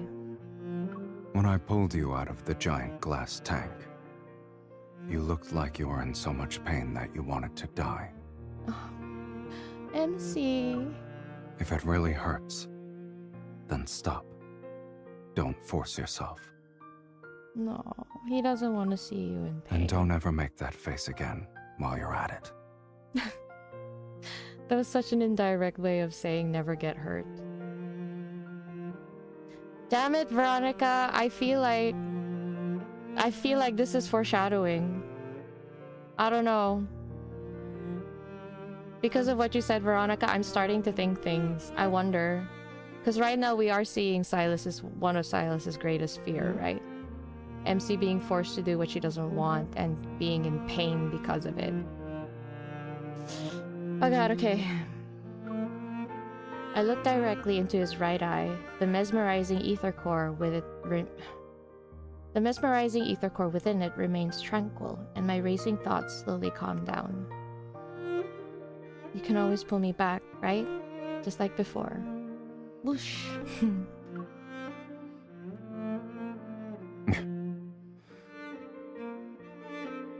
Are you mad? I didn't do anything. As I look up at him expectantly, Sylus stays silent for a moment. Then he appears interested. Grabbing my hand, he leads me outside. No, but you slept for too long. I'm bored. Okay. So, where are you dragging me off to? Do you want to have some fun? Gosh, MC. I'll help you get used to wielding devastating power. That way you'll be a bum who doesn't always think about self-destruction. Oh. Oh gosh. That's like the most reassuring thing, especially when coming from Sylus. I'm getting all teary-eyed again. Why? My god. Can you stop? Okay. Hmm? Okay. Wait, what? He wasn't joking, was he? We enter a familiar dimly lit room. Sylus helps me into the egg-shaped gaming pod. He puts the hologram helmet over my head. As the pod slowly closes, my body tenses. Oh, because she's getting PTSD. Oh gosh. Oh no. Sylus taps on the glass. Although I can't hear anything outside, I read his lips. Now come, conquer everything in your path, starting with me.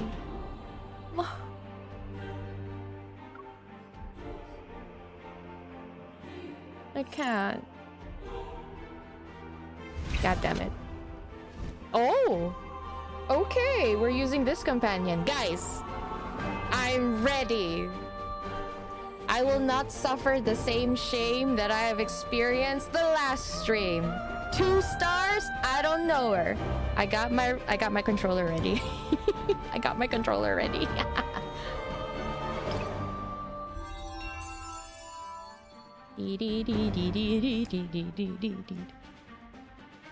Info this mean for not giving us the VA for the last line read. Conquer everything starting with me. I have a feeling if you open up history later on, you can probably get it. Unless it ends after this battle. Then yes, that's not fair. It's time to get moving. Okay. Wait. 1 second. Oh shoot! Crap, my controller died. It's connected now, right? Good. A gamepad was connected. Perfect.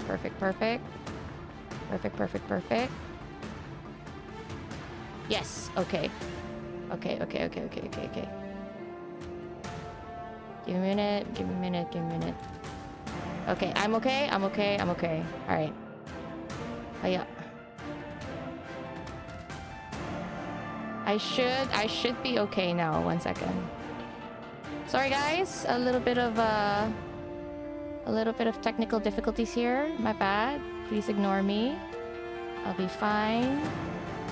All according to Keikaku. Okay. Do you want to see me fight alone? Let's go.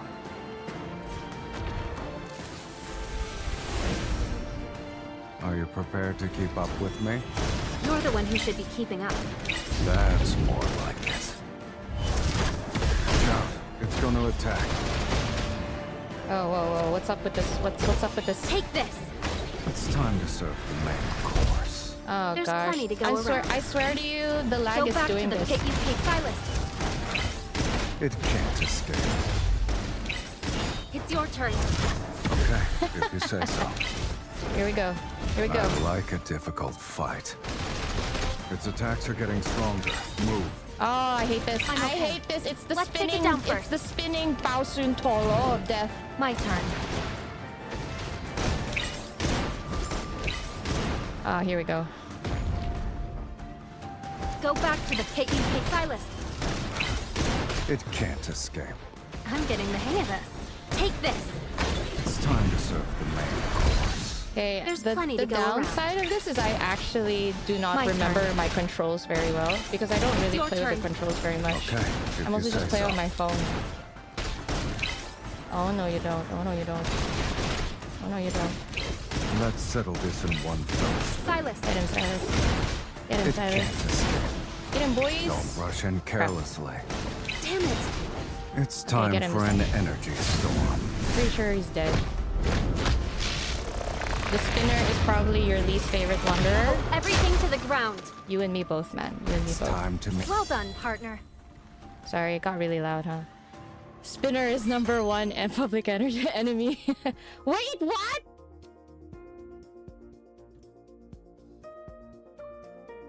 Okay, wait. Let me make this clear. The reason why I still got 2 stars is because I forgot my controls, okay? If I went through it again, I'd be able to 3-star it. I'm just saying. That was all a spoof. It's a spoof, guys. And I did that for entertainment. It was all for entertainment. Yeah. Stupid controller. After matching wits with Sylus for 47 rounds, what the heck, these two? It's like kitty cards all over again. My heavy eyelids forced me to be the one to call it quits first. I slept so deeply that when I woke up, I found myself in my own bed. I had been moved there and didn't even stir once. Oh, the idea that he carried her there. Was I really that exhausted? Or do I trust him too much? There's a reason for that, girly. I massaged my throbbing temples as I recall the information I received during our break last night. Sylus's curiosity was piqued by these mysterious antimatter weapons, and he decided to investigate their origin. Because it's true, it's like one of the things that would sort of hurt him, right? Luke and Kieran were equally thrilled. They rubbed their hands together as if to say, we finally have something fun to do. Given the usual efficacy of Onakainus' leader, that mysterious hunter will soon cross paths with an old little group consisting of a boss man, 2 troublemakers, and their crow. As for the key found in the ruins of the Gaia Research Center, will it unlock the secrets of a hidden past or take me down another path that leads me into an unknowable future? I bet that key has something to do with Zayne, doesn't it? Either way, it's what I have to investigate next. Girl, take a break, please. Like, sleep for the next month or something. Bye, Pookie. Bye, Pookie. Add oil at work. Lole kayaw. Kayaw, kayaw. Lole kayaw. Hubby and 3 kids. I look around the room to find every curtain has been drawn shut with great precision. Not even the smallest sliver of light can get in. I guess he wanted her to really sleep, huh? My place got turned into a cave, basically, and only he'd do that. I walk to the window. As soon as I pull back the curtains, blinding light floods my vision. As far as the eye can see, a cold radiance has engulfed the city. A blanket of snow covers every building. It's snowing in Lincoln? I was just about to say, didn't we just experience spring? Oh wait, no, that was a lunar card. Never mind. 1 week later, girly rested for 1 week after getting stabbed. Body ricocheted inside some sort of glass chamber. Her lungs crushed and her arms probably sort of broken. And she rested for a week? I don't know, man. Must be something in the Lincoln water. Seriously. Hi, Kenzie! Yeah, she's probably a workaholic. Right? Yeah, 1 month would not be able to heal all of that. I think she'd have to be, like, on leave for 3 months even. This girl's crazy. MC is a unit. And yet she's so dainty looking. Oh gosh, okay. MC is the bomb. Cordia! Cordia! Time and place! What do you mean MC is the bomb? Time and place! Gosh. For a while, I've been investigating my past and uncovering Ever's secret. And now this ever-changing, precarious world seems to face an unprecedented crisis. Protofield disturbances, climate anomalies. Oh, okay. Some say Earth's climate system has broken down. What? The climate is in a system? Okay. And a disaster comparable to the Ch catastrophe is imminent. It does seem like it's leading up to that, doesn't it? Others claim Earth is on the verge of collapse. All tectonic plates will shatter, and thus human civilization will end. I'm sorry, guys. I need to drink some water. Okay. Guys, do you mind if we go into a quick ad break? I just need to go to the ladies' room very quickly. I drank so much water. I drank so much water. Oh, God. 1 second. Oh, wait. Okay, never mind. Ever since the stream restarted, the ad thing got disabled. Okay, I'm sorry. No ads, which is fine, but I'll just disappear for 2 minutes. 2 minutes. I'll be right back. I'll be right back. Just very quickly, very quickly. I do not know if I want to take you in there with me, but I think I'd rather not. So I'll be right back. Be right back.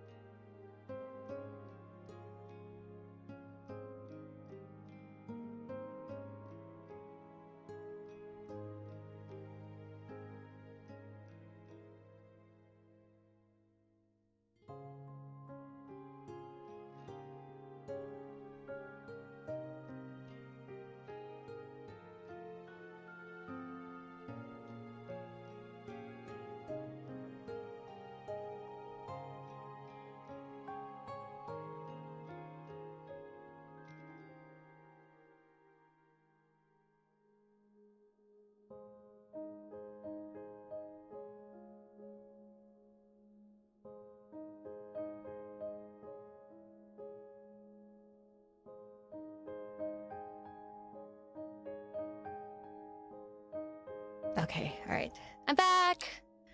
Oh, I realized my headphones have really good connection. I still hear everything even though I'm using the ladies' room. Okay, alright. Here we go. Yet among all these discussions about the end of the world, Earth's collapse, and civilization's downfall, what actually descends upon Lincoln City is a silent snowfall that transforms the city into a pure white expanse overnight. Why? Oh, backtrackers, the Muria, everything is starting to make sense now.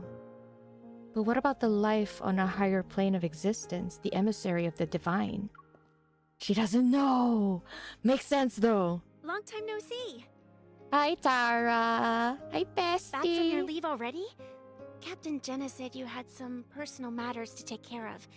Is everything okay? I'm good. Just found out that I'm created from, you know, cosmic dust and I could be a walking time bomb. It's all good. For my administrative leave, only Jenna knew about my visit to the ruins of the Gaia Research Center in the N109 zone. After hesitating for a moment, I shake my head and smoothly change the subject. I'm fine. You could say I went back home. By the way, have you heard of the term emissary of the divine before? It's supposedly connected to civilizations on a higher plane of existence. Oh, Orsi! Thank you so much! That's so sweet of you. Thank you. Also, I love that little lemon dance. I'm looking at it, it's making me want to dance too. What the heck? That's a really cute sticker. Thank you, Orsi. I really appreciate it. Thank you so much for the support. Duckling, do you really have to ask? Do you really want to know? I didn't want to keep you guys waiting, okay? I had to go quick. Stop asking. Yeah, okay. It's supposedly connected to civilizations on a higher plane of existence. Among all the rampant doomsday theories, the concept of being watched by civilizations with higher dimensional beings is actually the easiest to understand. It can mean a messenger who can communicate with godlike entities. Even if they do exist, finding someone like that would be harder than finding aliens. Hell yeah, there's probably only one of them. And we all know why. Okay, sorry, 1 second. That's weird. My alarm didn't go off. For my alerts, 1 second.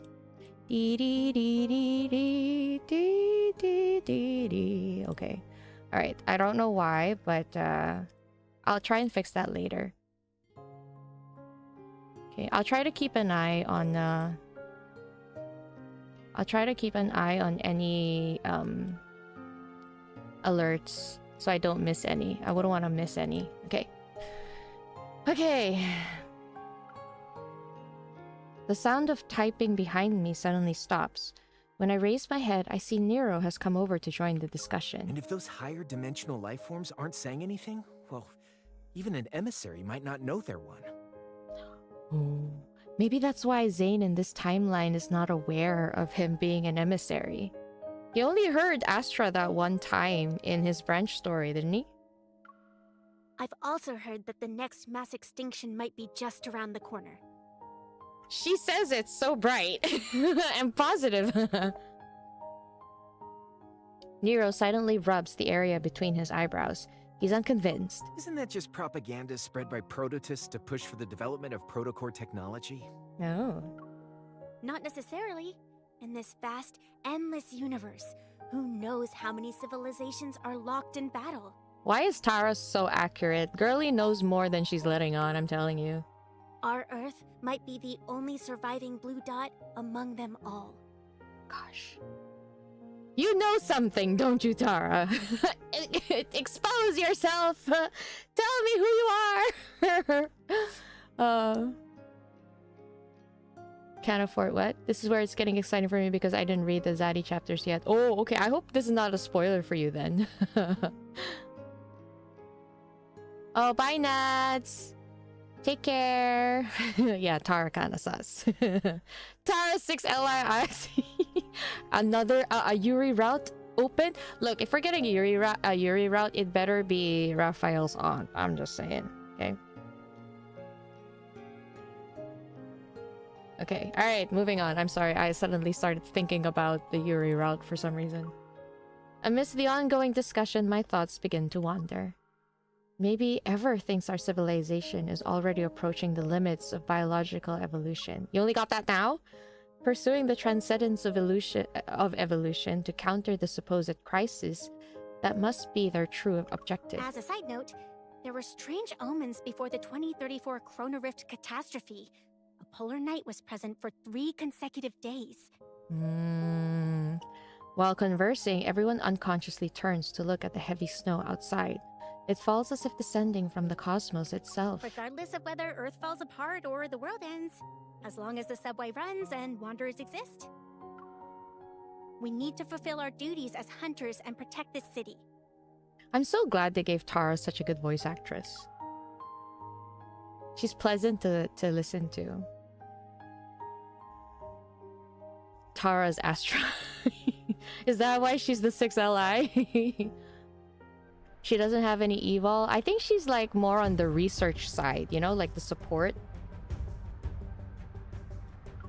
When we are together. I only just realized Tara and Taro start in the same 3 letters. Ah, sorry. I burped so badly there. I hope you didn't hear that. It's 5 p.m. and a lecture titled Life's Boundaries is underway in Lincoln. Oh, in Lincoln University's largest lecture hall. Is Dr. Zayne giving a lecture? Wait, so then the Sylus part is gone then. He just leaves like that. Gosh. Aside from medical students, students from other departments have taken a seat to listen. In the packed lecture hall, the speaker stands. His back faces a projection of a beating heart model, and his authoritative voice is steady. There Life he is. itself is not endless. Life and death, health and illness. These seemingly opposing concepts maintain the balance of life itself. We were just going through that, Zayne. Gosh. Also, this outfit on him, just saying, mwah, it's a chef's kiss. An inquisitive student raises her hand. But with today's medical technology, we can potentially do gene editing, cellular regeneration, and even human modification. Oh, let's not go there. If immortality becomes achievable, why should we still accept death as the end of life? If we set aside morals and ethics, these technologies could make immortality possible. But this also means that our goal in the medical field has shifted from conquering disease to conquering death itself. Good point. And such a hot way to say it. I'm sorry, like, if this guy was my lecturer, even if it was a topic that's so hard for me to wrap my brain around, I'm sitting in that lecture, just saying. Zayne's gaze sweeps across every face in the room, his tone remaining calm as usual. To conquer disease is to extend life, but to conquer death is to control it. Oh, that's a scary Can we notion. still call ourselves humans after being modified and losing human characteristics? How do we even define human existence? The way this kind of tangles with Caleb's myth as well. Seriously, these two childhood friends, they are also intertwined to some degree. Hushed discussions fill the lecture hall. Zayne looks toward the back as someone quietly opens a door. A familiar figure appears. She quickly slips into the back row, her coat leaving a trail of melted snow on the floor. He's so happy to see me. He quickly shifts his gaze and continues with his previous point. Life can be extended, but the cycle of life and death should not be controlled. Everybody clap! Everybody clap! That would be me. If there's someone sitting next to me not clapping, I'm like, yo! Clap! Clap! That would be me, yes. I will admit it. After the lecture ends, Zayne is completely surrounded by eager students. I sit in the back row and wait as students file out behind me. Did you see the news? Oh, wait. How could they accuse Dr. Zayne of disregarding human life and abandoning his patients? They're saying he has no ethics. Wait, what? What? Like, what? What? Recently? Wait, I'm sorry, I was about to laugh because Taylor was like saying talk philosophy to me, Zaddy. I was gonna laugh and then suddenly I see this. What is this absurdity? What is this? It all started when some government official's kid got diagnosed with protocore syndrome. They tried to use their family connections to pressure Dr. Zayne into prioritizing their surgery. I'm so glad they know the truth, though. But he refused and went to treat another patient who needed more urgent treatment. How does that make him heartless? Jeez. Oh. So that's why they're spreading all those nasty rumors about Dr. Zayne online. What a piece of work. Yeah, you go tell them, student A. I like you. Yeah, spread your truth. Let's go. As the students' conversation fades into the distance, I stop eavesdropping and nod in quiet agreement. The MC is totally me in this situation. Them canceling Zayne because he is being a good doctor. Exactly! Like, what is this? Spotting a few reporters approaching the lecture hall, I catch Zayne's eye and wave. I silently mouth a sentence. You're so hot! Is that not what she said? Oh, okay. Come here, Dr. Zayne. Yeah, that too. I think that works too. Zayne glances in my direction, nods, and makes his way through the crowd of students. He's such an obedient man. That will be all for today. Someone is waiting for me. And that someone is me. I feel so important, guys. I feel suddenly so important. After helping Zayne dodge the reporters, we leave the university and stroll through the snow-covered streets bathed in evening's golden light. Look at that. Look at him. Look at him smiling, guys. Look at him. He was so like poised, calm, collected in front of that lecture. But now that he's in front of her, he's like all soft and glowy and smiley and cuddly and cute. I just want to eat him up. Yeah. You're good at making complex topics clear and accessible, Dr. Zayne. If I were a few years younger, I'd sneak into your lectures every day. Why is MC me? Really? What was the second key point from the third section? Fuck, he caught me. Shit. Why you have to put us on the spot like that, Zayne?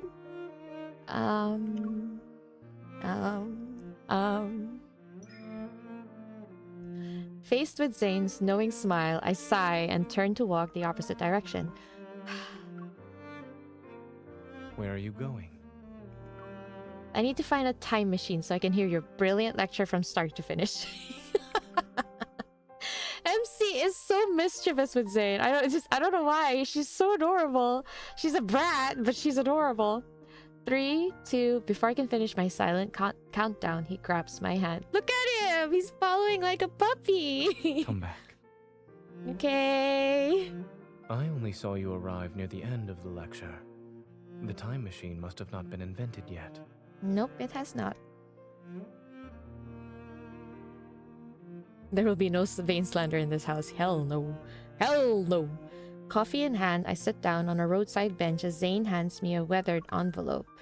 Here's the information you requested. Isn't this the main story? How are they so domestic and married?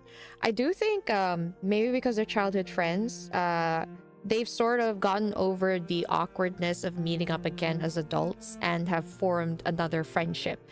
And this is Zayne warming up to her friendship and being all soft and whatnot. But I do wonder why in the main story it doesn't seem like the guys aren't exactly actively pursuing her in the main story, but they aren't shy with their affections either. So you love his comeback? Yeah, because he's so sweet. The wax seal on the envelope is still intact. The documents themselves have small creases. Exchanging documents while sitting on a bench. We're like those secret agents trying to save the world in the 008 movies. 008. Given what you've asked me to investigate, it is certainly a secret that concerns the fate of the world. Oh, they're working together on this. Oh, okay. Oh, she asked him about it. I vaguely remember Zayne mentioning Dr. Noah's Arctic expedition research, which might be connected. The cryptic patterns etched into the keys seem to point toward the traces of a primordial civilization. Ooh. 14 years ago, a research team ventured into the Arctic to study life's boundaries. They made an unexpected discovery in an ice cave. Guys, do you remember the spell where it housed pieces of the ether core or protocore? Wasn't this the symbol on it? Am I tripping? Or maybe I'm remembering it wrong. I can't remember. According to the surviving documents, the pictographs they recorded in the ice cave bear a striking resemblance to the patterns on the biometric key. Some members of the expedition team mysteriously disappeared. Others joined the Unicorn research team. Dr. Noah has a photocopy of the expedition journal. It's incomplete, but he hopes it can help you. This is not the same expedition team that he went with, is it? Or he's just trying not to tell her? Oh wait, no. Yeah. I think so, yeah. Signals from Deepspace, the ether core, the key, the clues from an intricate web in the darkness. It stretches across the boundaries of time and space. Almost unnoticeable, each strand is being woven into place. They're waiting for that singular moment when everything is taught. Please thank Dr. Noah for me.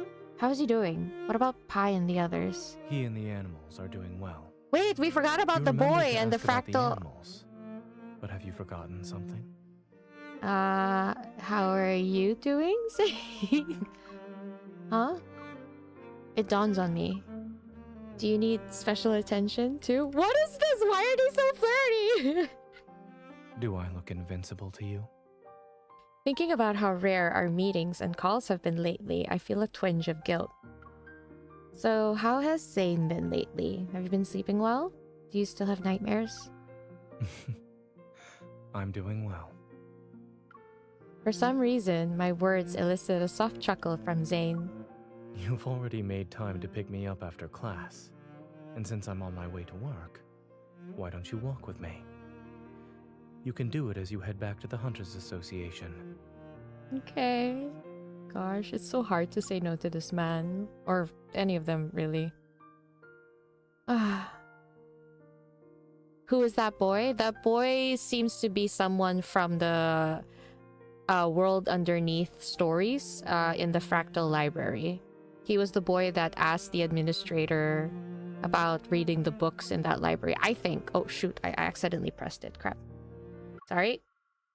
Traffic is at a standstill during the evening rush hour. Fortunately, AXA Hospital and the Association are within walking distance. Okay, so we decided to walk together. Snowflake stands through the streets as the intersection's traffic light turns red. The flow of vehicles stop. Pedestrians pause on the sidewalk, their heads tilted upward as they wait. They watch the massive holographic display flicker above the intersection. Oh, here we go. In addition, we urge all citizens to stay safe while traveling. If there's an emergency, please seek immediate assistance from the evil police or Deepspace hunters. Something happened at Azure Square in Imperial Ring Park. They're saying the alterum appeared or something. The what appeared? No wonder the news keeps telling us to be careful lately. Having wanderers around was bad enough. Now we have to deal with the alterum too. Is it a type of wanderer, alterum? I honestly don't remember all the names of the wanderers. With one disaster after another in this godforsaken world, maybe it should just end already. The info staff is trying so hard. I appreciate it. Can't help but stifle a laugh as the light turns green, traffic and pedestrians start moving again. And for our final story, a medical controversy surrounding Pt.2 syndrome has drawn widespread public attention. Oh, it's about Zayne, isn't it? Are doctors healing or killing? And the future of Pt.2 syndrome. Gosh, it's really like bringing back Dawnbreaker. Why they have to do that? It's so not fair. Okay. Sorry, I was just wiping my mouth. These sensational headlines drift past my ears in quick succession. Despite being at the center of this media storm, Zayne doesn't even glance at the screen. I'm sure it bugs him though, even though he doesn't try to explain it. The game wall is kind of soft. Okay, sorry. Thank you for telling me though. I appreciate that. Second.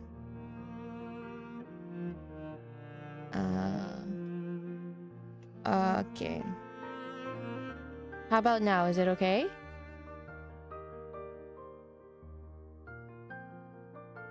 Sorry, one second. Maybe I can turn it up higher. How is it? Is it better now? Wait, let me just play an audio. And for our final story, a medical controversy surrounding Pt.2 syndrome has drawn widespread public attention.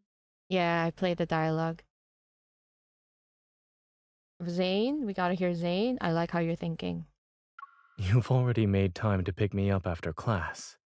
And since I'm on my way to work, why don't you walk with me? Is that okay? You can do it as you head back to the Hunters Association. Do you want to hear him say it again? Is this you trying to hear Zayne's voice line again? Guys, you can be honest. How was that? Oh, wait. You've already made time to pick me up Seems after good? class. And since I'm on my way to work, Okay, perfect. why don't you walk with me? A bit louder. You can okay. do it as you head back to the Hunters Association. I'm just worried that once the music starts playing, it gets really loud. You've already made time to pick me up after class. And since I'm on my way to work, why don't you walk with me? You can do it as you head back to the Hunters Association. Sorry, let me just fix myself on the chair. Because on my OBS, it looks like I'm reaching the yellows, so I'm a bit worried. Zayne, please keep speaking. Okay, guys. Okay, you bunch of addicts. I'm done. That's enough for you. The news keeps using that same stone-faced picture of you from Axel Hospital's website. It's basically decades old at this point. What? Are you tired of looking at it? I was just thinking, if Dr. Zayne had smiled even 1 pixel's worth in that photo, then maybe these rumors wouldn't have gotten far. Zayne tilts his head. As if he's playing along, he shows the tiniest hint of a smile. Why is he so soft here? What's going on? But no matter what challenges or criticism you face, nothing seems to shake your decisions or judgment. What about you? Although you're not saying anything, I can tell something is on your mind. Of course you can. If it's a long story, well, this path might be short, but we can always turn around and walk some more. What the heck? Gosh, why is he like this? You can turn your mic down for balance if the full mix gets too loud. It's separated. I do think I could lower down my mic actually. I do reach the yellows a lot, but the game itself, my mic and the game are on 2 separate tracks, so I'm just trying to find a balance. You would tell him everything. Your husband? Excuse me, you mean our husband. Nothing ever escapes his notice, huh? After hesitating for a moment, I tell him about what happened to me in the N109 zone. Oh. Those monsters and that cosmic void in the sky. It's all because of you. You are this world's calamity. We should have destroyed you years ago. I don't appreciate hearing this again in full. I only needed to hear it once. We didn't need that flashback. The Gaia Research Center, the Unicorn Laboratory, the Collision Chamber, and the Spatium Core I absorbed into my body. The man's final moments, filled with resentment and rage, remain vivid in my mind. I'm constantly reminded of one thing. I don't belong in the world I thought I knew so well. Oh, MC. So what you're saying is that they almost put you down in the N109 zone. Pretty much. You didn't have to phrase it like that. He wanted to dispose of me like I was some kind of medical waste. Zayne's lips curved into a slight smile as he tucks my cold fingers into his coat pocket. Oh, why is he so sweet? MC's so real for just telling him everything. I was about to say this actually. The contrast. With Sylus, she's still a bit... what's the word? She's still a bit cautious. She only tells him what he needs. But with Zayne, she just drops everything. She just spills everything because of how much she trusts Zayne. I mean, I've always said this, but in the timeline of things, amongst all of them, she would be the closest to Zayne and Caleb. But yeah, like seeing the difference is interesting. Although it's nice because we've just experienced Sylus's part. We saw how she's trusting Sylus more because she said, do I trust him too much, you know? So her trust towards Sylus has increased. Anyway, I'm walking down this path now. It's strangely surreal. Are you more lost now? Or more certain?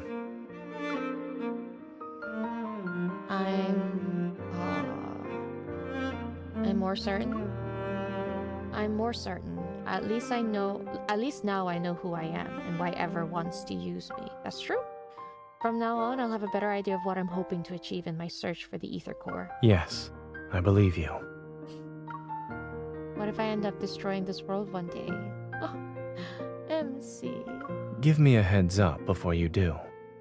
I'll make sure to use up all my vacation days first. What? That is so sweet. What the heck? That was so sweet. Oh, why does that make me sad? I think he's trying not to make her feel worried, so he's being lighthearted. I know. And it's so cute. Gosh, it's so cute. But like, do you let your childhood doctor friend hold your hand as a friend? Why not? I hold hands with my friend all the time. I mean, depending on person, of course. Like, I have a group of close friends. I can get pretty touchy-feely depending on who. But of course, I need to understand all my friends' boundaries. If I get to know them and I know their boundaries. So for some, I can get very touchy-feely. For others, we keep a respectable distance. But holding hands, I think, is fine. As long as, you know, you're both consenting. And that's your way of showing affection. Why not? I'm crying a little bit. I'm not a baby. I don't cry all the time. I don't. I know what you're thinking. I don't. At the last intersection, our brief walk quickly comes to an end amidst the crowd. After we cross the street, we'll return to our walk and face the challenges that life has in store for us. A wave of sadness washes over me because we have to say goodbye already. Oh, I force myself to smile. Let's do our best, Zayne. Wait. Just as I take my hand away from his, he catches it again. Then he pulls me closer, and I'm almost completely enveloped in his coat. What? Looking down, I notice he's carrying his laptop bag and a simple, understated gift bag. He takes out a scarf from it. The soft fabric gives off a gentle, warm glow under the street light. Today's not even a holiday. Why do you have a gift for me? I didn't have a good excuse. But after hearing about your rather fascinating origin story... He slightly leans down and carefully wraps the scarf around my shoulders. Let's call it a celebration of your arrival in this world. Oh...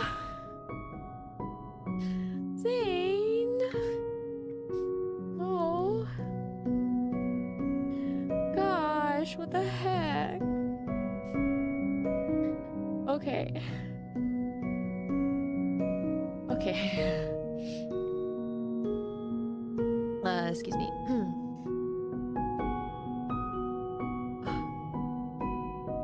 I can't help it. Why is he so freaking sweet? Seriously, I'm good. Exactly, Lami. We might die from diabetes.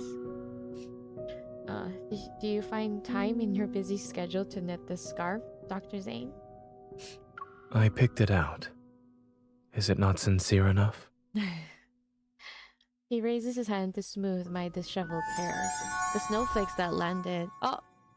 Suddenly the alerts work. Hi, Silly Gaming! Thanks for thanks for the sub! Thank you for the sub. Okay. The snowflakes that landed on his forehead slowly melt away. Whether it's ever or something else, the path you've chosen will be full of challenges.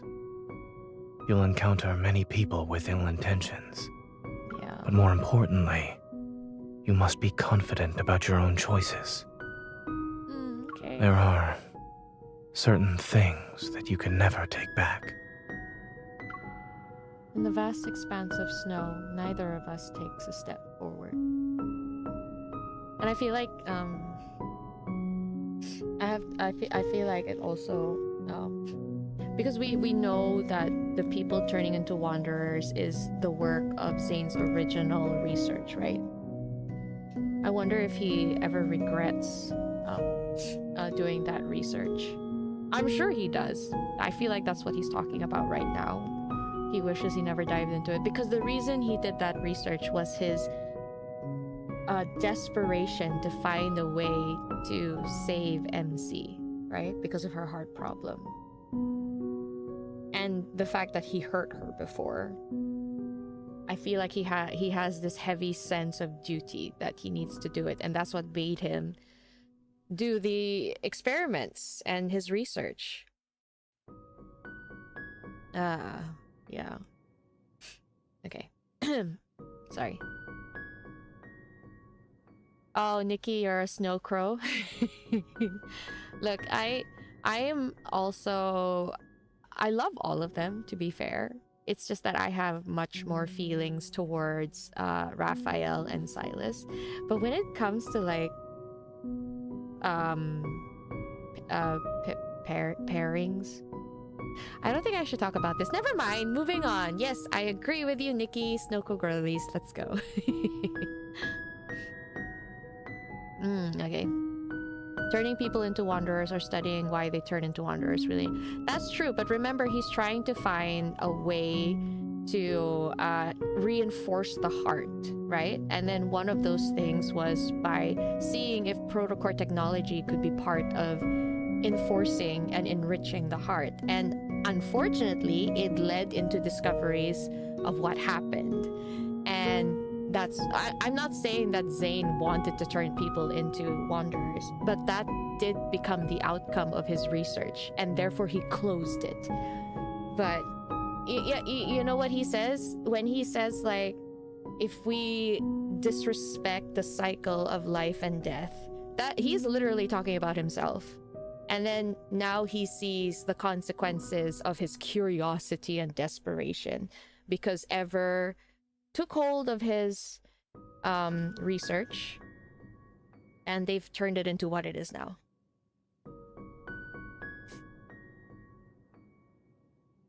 Wait, sorry. The music is overpowering me? Oh, damn. Okay, sorry about that. He's not hiding that he's fond of her at all? Oh, no. All of them are quite... They're all quite,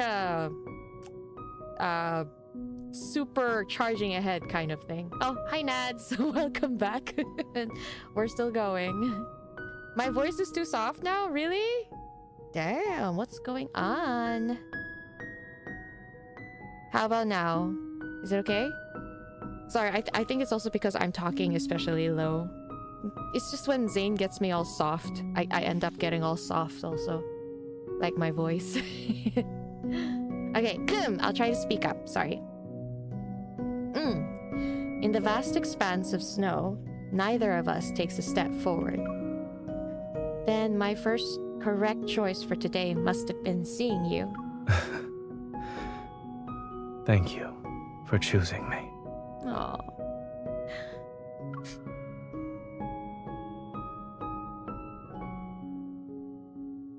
With 10 seconds left on the green light, he waves goodbye, with his back turned before walking into the snowy, dusky blue twilight.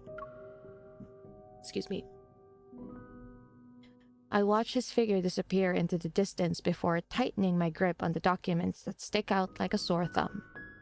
Looking around the bustling intersection, I'm surrounded by a constant flood of noise and information. It seems every sound and flash of a screen pushes people toward their next split-second decision. With this key, I might finally unlock the secrets from 14 years ago. They all involve the ether core, or rather, my own secret. I take a deep breath and turn toward the street that will lead me to the association.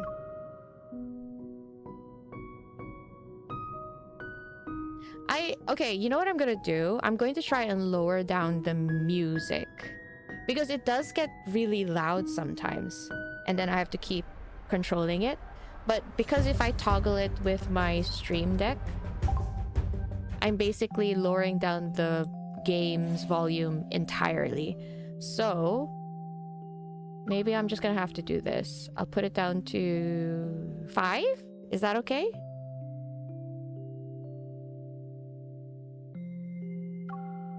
Yeah, I think I'll put it at 5. Voice is at 5. Sound effects at 8. Maybe sound effects at 7. I'll try this. Me when? Honestly, Elizabeth, that's the question we all ask. Me when?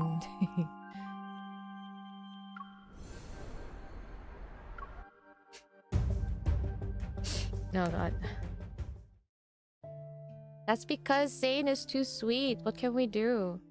Like, I don't know if I'll ever get to experience this kind of softness from such a devoted man, you know? Right? Ice, you are right. Exactly. I'm so glad that she's finally not in the dark anymore. I agree. 100%. Okay, alright. Let's go through this chapter and then you let me know how the music is going and then we can adjust it again later. Heavy snow falls steadily as darkness settles earlier than usual. Standing tall in the heart of the city, Axel Hospital remains brightly lit as always. Are doctors healing or killing? Exposing the dark truth behind 𝓥𝓲 Hospital's division of cardiac surgery? What kind of ridiculous headlines are these? Guys, I'm not familiar with English Grayson, but did he always sound like this? What? You have the music at 2 and it's still loud? Seriously? Okay, wait. I think after this, let's see. Oh, please. Dr. Zayne has plenty of connections. He's treated everyone from the mayor to gang members. Oh. I like Yvonne's voice at the very least. Besides, 𝓥𝓲 Hospital has plenty of friends in reputable media outlets. If it comes down to a media war, no one can predict the winner. I love Yvonne's voice. His voice is different. Okay, thank you, Ice Bear. I thought I was hallucinating. Yeah, R.I.P. Grayson's voice. R.I.P. I remember him sounding cuter, okay? I do. He does sound so different. That's so sad. Gosh. But Yvonne sounds great. You don't appear to be very busy. Oh. Uh-oh. Everyone instantly straightens up like soldiers at attention once they hear a familiar voice. Nervous, they greet Dr. Grayson, Zayne. Contact Dr. Joel at 𝓥𝓲 Hospital and ask him to send over the files for those Pt.2 syndrome patients. We need to develop a new treatment plan for the patient with abnormal symptoms in bed number 12. They were transferred from the ER. Oh, dear. Got it. I'll contact him right away. We might see more cases with abnormal symptoms. With patients being frequently transferred from the ER, everyone needs to be on call. Oh, wow. It's getting pretty serious. Like, it's worse than before. What if they are saving him for the 6th love interest? I don't... Look, I did say that... I did think originally that they wouldn't just show the voice of the new love interest, but then it turns out Caleb's English voice actor has appeared before his release as a side character. So I'm gonna have to agree. Maybe. It's very possible. Zayne, please stop being so handsome. Oh wait, no. Zayne, stop being so handsome. I was thinking that's impossible, so I said impossible. After methodically delegating the remaining tasks, the staff watches as Zayne disappears down the hallway. Dr. Zayne's composure is something else. He is not that much older than us, too. How is there such a huge gap? Skill! I'm kidding. It's like the difference between gods and mortals. Oh, you can only admire him from afar. Wow, what a thing to say. Come on, let's get back to work. The best way we can help Dr. Zayne is by doing our jobs well. I like her. I like Yvonne so much. 2:30 a.m. Holy sh... Zayne gets into his car after finishing his work. A notification pops up on his phone. The hospital director approved his application for the medical research project. Okay. His phone rings. Zayne glances at the screen. It's Dr. Noah. Zachary just called. He said you want to join the Fountain of Ate research project? What? What? What? No, guys. He wants to infiltrate the research to stop it. Yeah. That's what's going. Yes.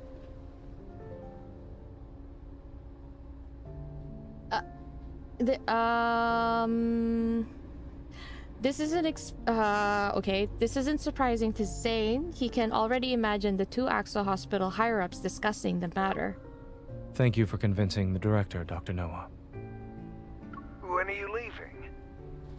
How about why are you going, Dr. Noah? Hello? Tomorrow.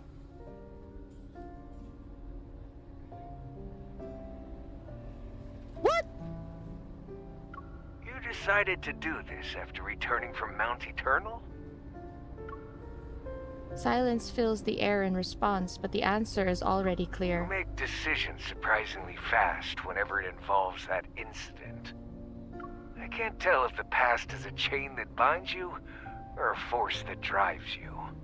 Actually, both, Dr. Noah. Zayne lowers his gaze, his expression remaining perfectly unfazed.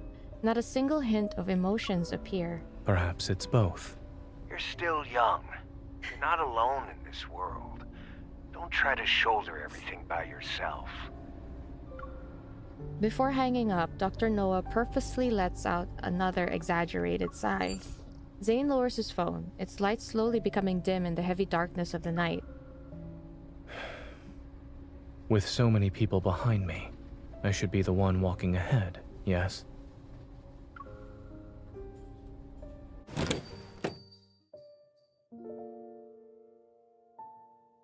At 3 in the morning, a lone car glides across the wet streets before coming to a stop in front of Maltosio. Guess that's the shop name. The store employee has just flipped the sign to close, but when they turn around, their final customer of the day greets them. You're just in time, Dr. Zayne. 1 minute later, and we would have been closed. I'm sorry for coming in so late. I'll have 1 sea salt chiffon cake and 1 dark chocolate hazelnut brownie, both of them to go. Oh God.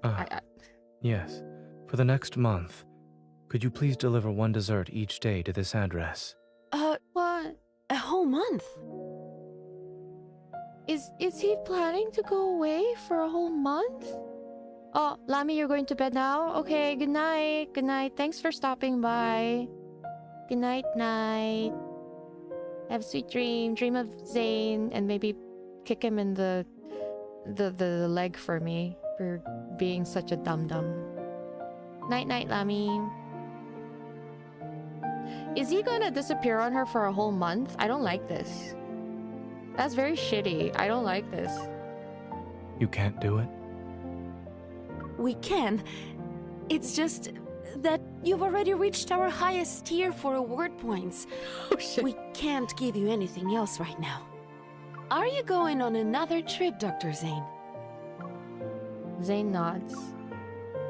Please deliver the new menu items when they become available. Thank you. Don't worry. I wrote down the address. Let me just confirm the customer's name 1 more time. This is the young lady, right? He's giving her... Is it just to remind her? I really don't like this. Look, I know for sure he's not doing it to join ever. Hell no. Right? It's no way. He's obviously trying to infiltrate something. If the cutscenes are anything to go by, I bet he's just infiltrating them and then yeah. I know, that is true. It is not the first time he has disappeared. As he places the desserts on the passenger seat, he notices the snow has already accumulated. It's about 1 inch deep on the road. The car radio broadcasts tomorrow's weather report. Overcast skies with heavy snow again. Experts have yet to determine the cause of these unusual weather patterns. Zayne lowers his head, opens his recent contacts, and carefully writes a message about his departure. Just like that. As he imagines her reaction, he's embraced in a reverie, his features softening with a gentle tenderness. I can see it literally on his face right now. After sending the message, he opens the notes on his phone. The most recent entry was made at 4:00 a.m., the day before yesterday. Huh? First dream? What? Second dream, Mount Eternal. Third dream, Mount Eternal, William. Fourth dream, chocolate, potted jasmine, gravestone, Mons. Isn't that... Oh my god, that's Dawnbreaker. 14th dream, too fragmented, I can't remember anything clearly. So he's been having these dreams 14 times, right? Ever since he returned from Chansha City, these nightmares have appeared more frequently. Ah, he's talking about the branch story because of what he went through. It's as if fate is sending him omens. Trying to ease the dull ache of fatigue, Zayne massages his temples. He turns off his phone, tosses it onto the seat, and grips the steering wheel. I think I need to drink water. The windshield wipers sweep away the snow, but the snowfall grows heavier by the minute. You can barely see less than 50 meters ahead. When Zayne finally makes out the two white... Huh? Oh no. Oh no. As mother and child stumbling along, his car is already dangerously close to them. Oh no. No, I know. When they say mother and child, I know already. No. He jerks the wheel violently to one side. The tail lights cut arcs through the snow, and the car crashes through the wave-shaped guardrail. It comes to an abrupt stop in a strip of green vegetation. Terrified, the mother and her child fall. The kid in her arms is covered in crystals and resembles a twisted glass sculpture. In the darkness pierced by headlights, Zayne sees something approaching the pair with slow, deliberate steps. Its breath is warm, its presence screaming danger. Stay back! It wears human clothes, but there's nothing human about this creature. Crystals have consumed most of its massive body that's hunched over. Strange growths are still pushing through. Oh, whatever it's left of its skin. Its face is twisted into a grotesque expression. Its pupils gleam an eerie dark blue. Each step it takes makes the ground tremble. Stay away! With trembling hands, the woman covers her child's eyes. Don't be scared. It's okay. Don't be scared. Oh, shit.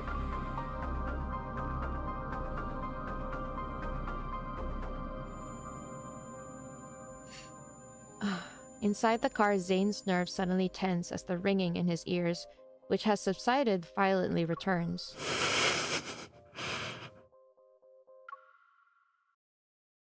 Sharp spikes grow from the ice, materializing in his head. Oh no. Zayne raises his arm and aims the icy thorns at the monster. The colors of the night silently enroll into its power.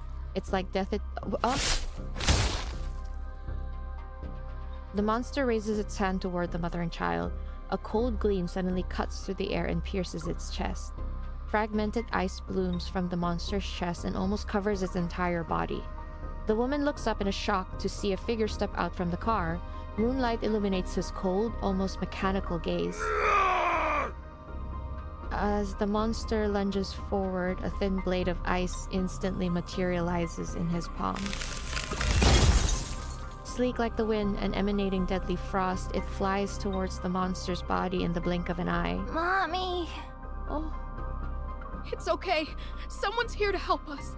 Just hold on a little longer. Stay awake. Promise me. Amidst the monster falls to the ground and snow flies everywhere, obscuring all visibility. A white mist appears. A violent gust of wind howls and sends ice crystal toward the motionless women. Still dazed from the recent brush with death, she stares ahead. From the blizzard, footsteps approach. Each step echoes and is like the ticking of a countdown. I feel like this could be in his head, or he has to face another horrible thing like what Dawnbreaker had to do. And I don't like either. Please, save my son. He hasn't turned into a monster yet. He won't become one of them.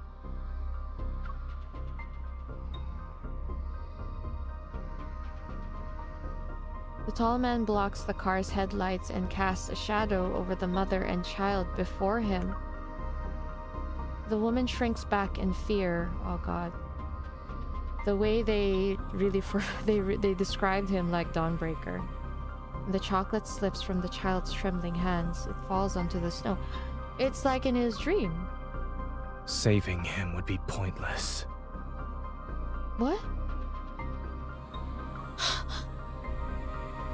Huh? How dare you! Ignoring her anger, Zayne bends down to pick up the chocolate and holds it out to her. Ice crystals fall from his fingertips. Landing on the chocolate's wrap, wrapper, they melt to wash away the blossoming bloodstain. He's beyond saving. No! He hasn't turned into a monster! He's still alive! He...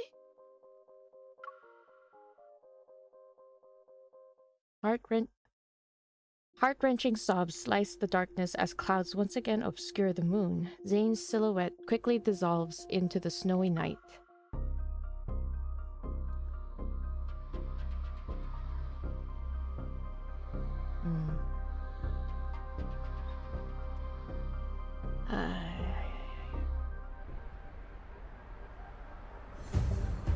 Oh, here we go.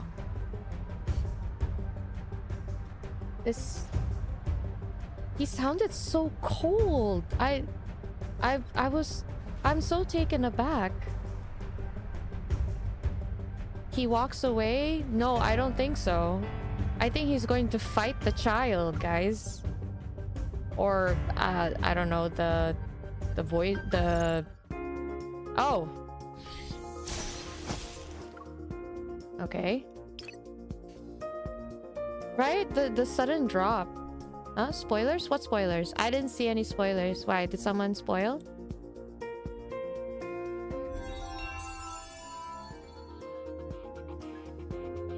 Oh, did someone say something? Don't worry, I didn't say it. But yes, guys, please avoid sharing spoilers. If not for me, but also for the people in the chat. I'm sure there's some people in the chat who haven't played yet, so... We'll depart when you're ready. It will Suddenly melt away sounds, like suddenly he snowflakes. sounds the same. A piece of cake. It is falling apart. Oh gosh, because of the lag, I didn't see. Not even a challenge. I didn't see. It's over. Okay. You won't escape. Make sure to I dodge wonder the if attack. this is even necessary. Threats are only Yeah. temporary. Sorry, Melting like snowflakes. my foreseer is a little too strong.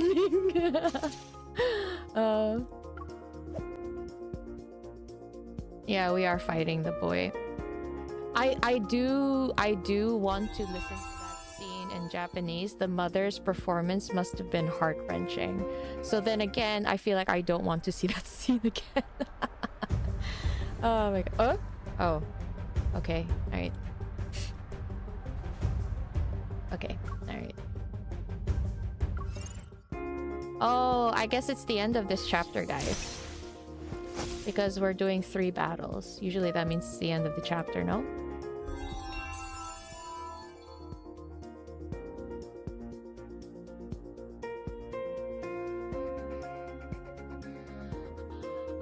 Totally not skill issue.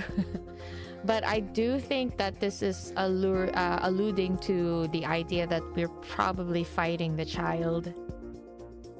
Because what he said, it sounded like Zayne was about to fight We him. don't have much time. Honestly, when Let's his make this voice quick. dropped like that, I was so It will scared he melt was gonna away like off the kid. snowflakes. Like, just like that. A I was piece like, of cake. no way. It is falling apart. Okay, there's literally no need for me to Don't actually rush. fight. Let's see what it's up to. Make sure to dodge the Wait, attack. where'd it go? Eat this. God, there's literally no point. Where is he? Come There at you me. Together. Well I done. am- Threats are only temporary. Melting like snowflakes. The English mother did well too. I think so too. It was heart-wrenching. It was really heart-wrenching. She did well. But I just know that the Japanese probably really smashed it.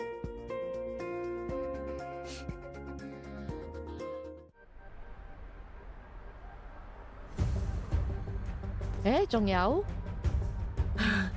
𝓥𝓲. Oh no. Is that what the child turns into?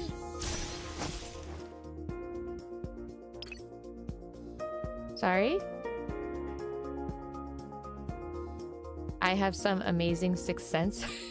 No, it's not about sixth sense. I just feel like the story does well in trying to mirror... remember, there's a heavy emphasis on cycle. And I do notice that there's always like mirroring past events. Because remember they said, right? Nothing. Are you prepared? Everything. What? Everything changes. Oh, what was it? Everything's the same. Nothing changes. Something like that. Everything's the same. Everything changes. Yeah, I'll be careful. Keep your tempo. Just like how for Sylus, they were supposed to battle and kill each other. It's not even a challenge. It was like, be killed, kill or be killed. Right now, they're not living that reality, but it's still eat or be eaten. Like, there's always something similar. So I knew when the mother and son came out, because that was Zayne's biggest trauma, I figured that maybe it would happen again in this timeline. But I do wonder, because the Arctic, you know, anecdote, I wonder if that wasn't Zayne's original timeline. I wonder if that was Dawnbreaker's timeline. I'm not sure. Wait, what?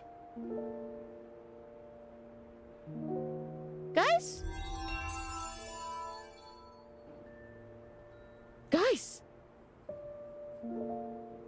Guys! I get it now! That voice was not Zayne! Did Dawnbreaker come out? He came out, didn't he? He came out! He came out! Oh my god!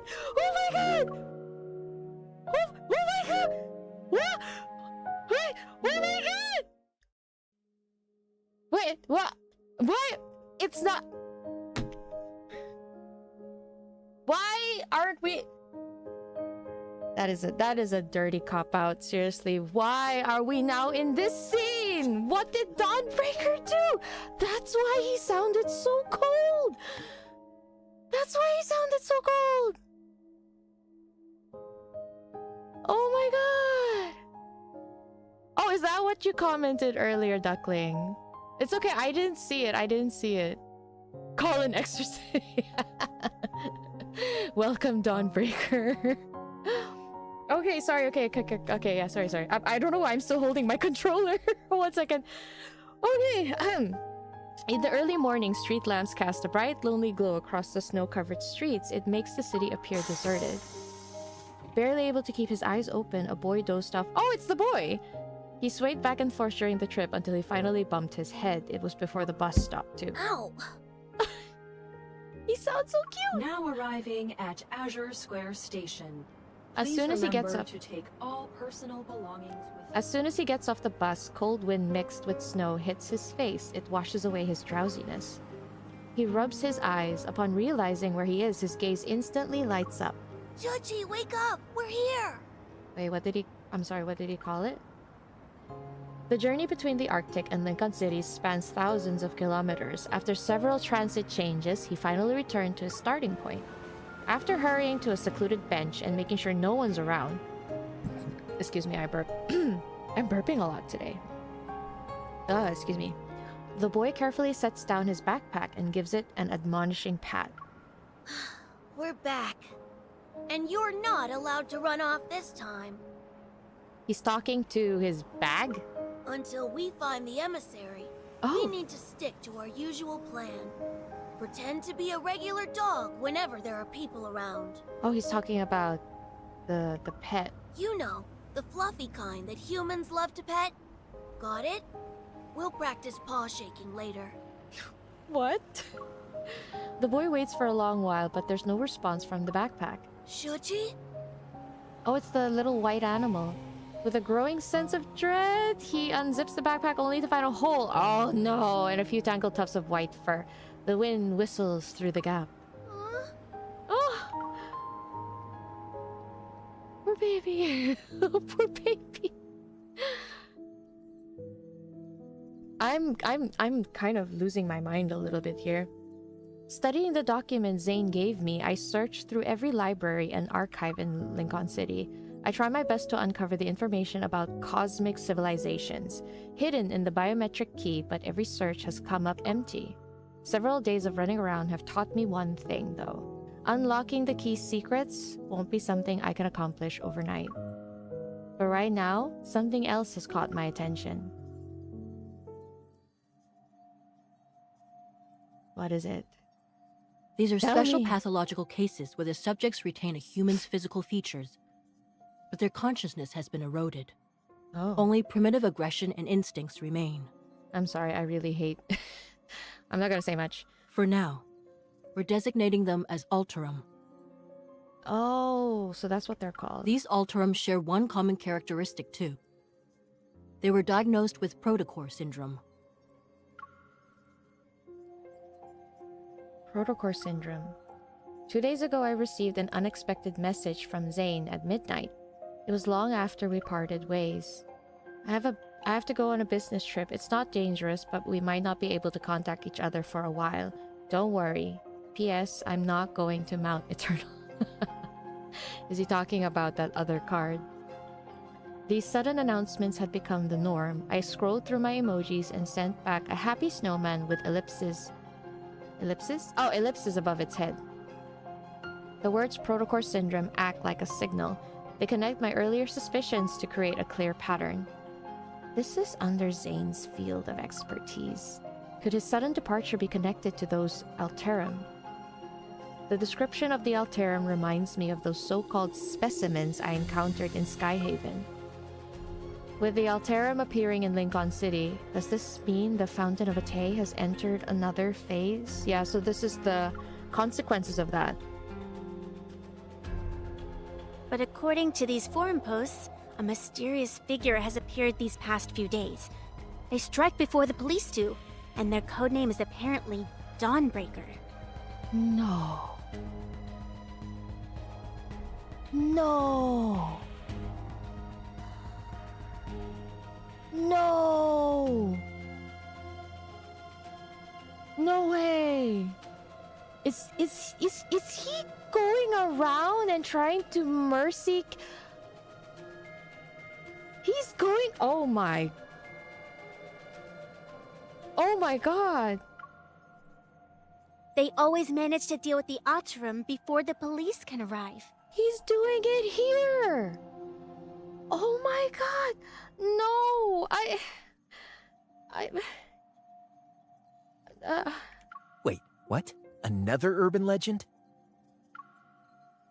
I didn't want this for Zayne's future. Focus. Jenna interrupts the off-topic discussion. The virtual display switches to show some photos from a crime scene. As for these recent alterum attacks, the police need a hunter to investigate and detect metaflux readings. Of course. Does anyone want to volunteer? Thinking these clues might help Zayne, I raise my hand without hesitation. I'll go, Captain. Her instincts are quite spot on, aren't they? Oh, damn it. Yo, guys, Dawnbreaker was the one thing I did not want for Zayne. He's already, like... Okay, I'm sorry, my iPad is dying, so I need to charge it. Give me a second. So I might look a little wonky for a minute. But Dawnbreaker is like the one thing I did not want for... I was already like sad that it was a different life for him. Wait, is it charging? And it's not even a different life anymore. It's literally his reality right now. And that's just insane to me.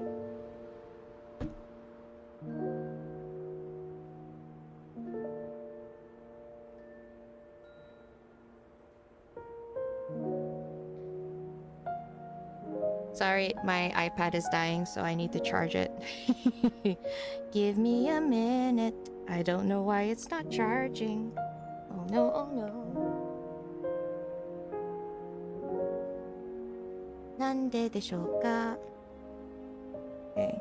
Crap. Sorry, guys. 1 second. I'm having a lot of issues today, aren't I? First the electricity dying, and then my charger is not charging my iPad. Why?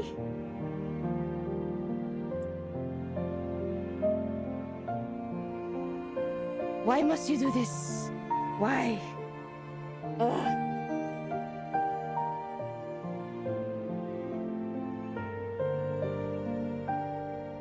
Come on, iPad, you can do it. Allow.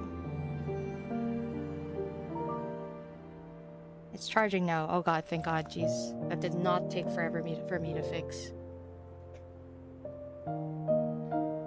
Yeah, it's okay. It's charging now. I fixed it. Problem-solving skills. Still got it. Okay. Yeah, because my iPad is at 9% and I use the iPad to track me, so... okay. Alright. Hi, Elias. You finished the story already? Are you as mind-blown as I am? Yes, Nikki. Good. Thank you for correcting yourself. Zayne suffers in all his timeline. That is horrible, seriously. After receiving assistance credentials for my investigation, I head to Northern Ring Road that's located in the downtown area. A detective lifts the barricade tape and approaches me. After we shake hands, he leads me to the crime scene. Thanks for coming out when there's all this snow. I'd like to say the same thing to everyone else who's here. I set up the precision scanner I brought on the ground and turn it on. Once the scan is complete, the data will be uploaded to the cloud that the association can access. Then a detailed report will be generated for police use. We've received some of the restored surveillance footage, so we can take a look at it. Oh no. The surveillance equipment was damaged by the cold, though. Oh god. I'm afraid the video quality won't be great. Oh god, look, he turned into a vigilante that the police is looking for. What the heck? I thought Lincoln City outdoor surveillance systems were designed to withstand low temperatures. The temperature dropped far below the equipment's tolerance threshold. It's safe to say the damage wasn't caused by natural means. Oh, he did it on purpose! In the low-quality footage the detective hands me, I managed to spot an unsettling figure lurking in the darkness. She knows. The creature's form is distorted. Weapons that look like hooked tendrils grow from its body. Compared to the ones I've encountered before, they seem to have grown significantly stronger. What about Dawnbreaker? Did you catch them on camera? The detective shakes his head.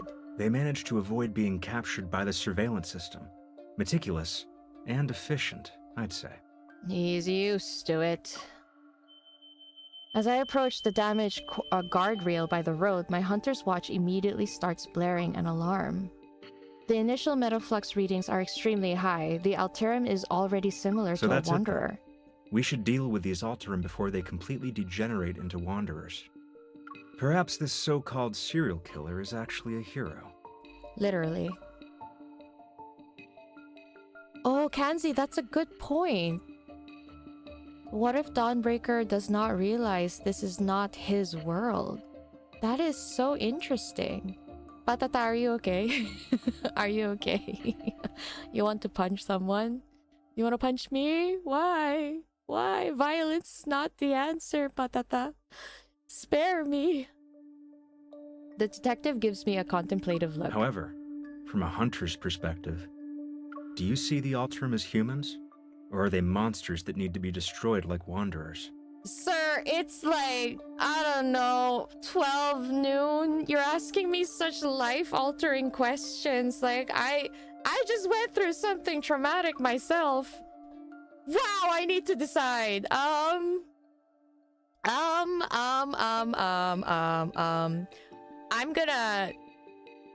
gonna be an absolute coward and I'm gonna say it depends. Because I don't know the answer to that. The line between humans and monsters depends on whether they've lost control. Once someone loses control, they become a monster capable of hurting others. It doesn't matter how prestigious their status might be. What a thought-provoking answer. What a thought-provoking question! Early in the afternoon, barely had lunch. Oh, the real Stacy Rowe epic game Fortnite 74. Welcome to the stream. Thanks for the sub. I love your username. I have no idea what to call you though. The sharp wail of an ambulance siren cuts through the wind and snow. It grows louder as it approaches. We both look up, our gazes following it. Wanderers? Alterum? The Deepspace tunnel? Sometimes I think about the kind of fantastical world I'm living in. If a disaster even worse than the Chrono Rift catastrophe arrives, how much could humanity really do? Oh no. Is this guy okay? He needs a vacation. So the authorities are covering this up and classifying it as an accident. They must be trying to prevent the public from becoming even more panicked. He nods before shaking his head.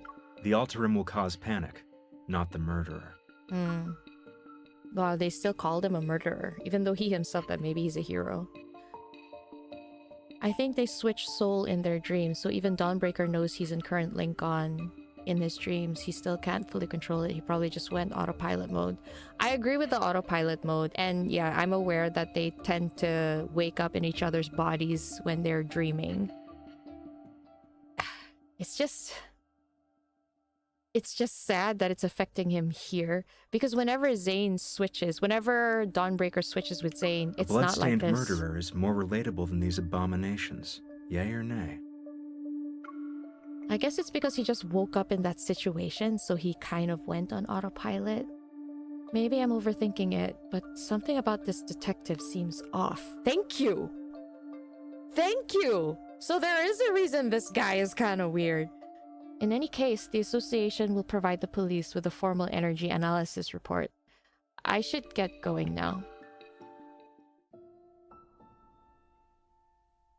People should know what's happening, damn you ever. Exactly. When is Zayne waking up?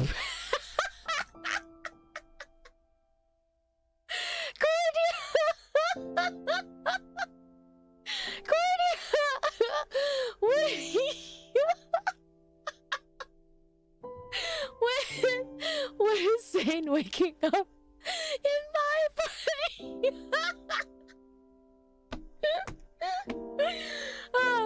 I need that. I needed that. Thank you. That was funny. That was good. Thank you. Thank you. Thank you. Oh god. That was a good one. Thank you. I needed that. Thank you. In my body.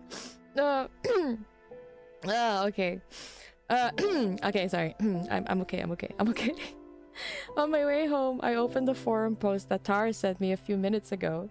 It's about Dawnbreaker. Oh gosh, that was so funny. I'm sorry. Let's expose the truth about the mysterious killer who only appears in snowy dawns. Dawnbreaker. Oh dear. Has anyone else noticed that the alterum in Lincoln City have been slowly... That's a good thing, right? That's because a mysterious killer has appeared. They appear between dawn and sunrise, vanishing without a trace at daybreak. Is there a reason he only appears around that time? Is it just because people are scarce? 100% legit information, but don't ask me which insider. I can't say more. It seems like people sort of agree, although some are saying it's fake. Okay, Dawn Shift Ender? Dawn Shift Ender sounds like a fanboy. That's all I can say. Dawnbreaker. The Alterum and Dawnbreaker. These names sound like links in a food chain, destined to exist in perpetual cycle of predator and prey. Those monsters. Come to think of it, I'm not so different from them. That's what Zayne's scared of. Excuse me. Will there come a day when others will try to erase my existence? Didn't it just happen like last month? As this crosses my mind again, I find myself strangely at peace. What was that? I hear a strange noise behind me. When I turn around, I notice paw prints on the ground. What kind of animal left these? A squirrel, maybe? Or a stray dog? Confused, I stand there, but then a white blur darts past in my periphery. My scarf suddenly tightens around my neck before vanishing. Huh? When I come to my senses, all that's left in the snow is a chaotic trail of footprints. The white blur has already vanished into the darkness around the street corner. My scarf! Give it back! Zayne gave it to me! It's a precious family heirloom! In the run-down, gloomy alleyway, only scattered spots of light fall upon the snow-covered ground. A dead end. Took my scarf, too. Where'd it go? Snow falls silently. My surroundings are so quiet that even the sound of breathing seems jarring. Are you going to drag me back to the cocoon? I won't return. Wait. Dawnbreaker. Just kill me already. Oh, bye, Montoya. Bye. Thank you. Enjoy your meal. Have good food. Take care. Thanks for joining the stream. Sorry, I am taking quite a while. Bye-bye. See you next time. Oh. Dawnbreaker? My heart races as I hold my breath and silently move forward. As soon as I turn the corner, I raise my gun at the shadowy figure. Oof. Oof. Oh gosh. You... In the dim lighting, several objects coldly flash from the figure's palm. They're ice shards, and they've pinned the teenager's sleeves and pant legs to the wall. It's a teenager! Black crystals cover the teenager's left arm and neck, but he's different from the test subjects I encountered in Skyhaven. The realization hits me. He is an alterum. I said you could kill me, not torture. I suggest you stay quiet. Oh. That voice. I freeze upon hearing a familiar voice and move my finger away from the trigger. Oh, MC. In that split second, a sharp ice shard cuts through the air. Oh dear. Dawnbreaker, like the Grim Reaper, turns to face me. Why'd you have to describe him like that? Zayne? The white creature that had vanished into the snowy night suddenly appears from out of nowhere. It jumps into Zayne. It's Pi! It was Pi all along! Guys, it was Pi all along! Right? It has to be.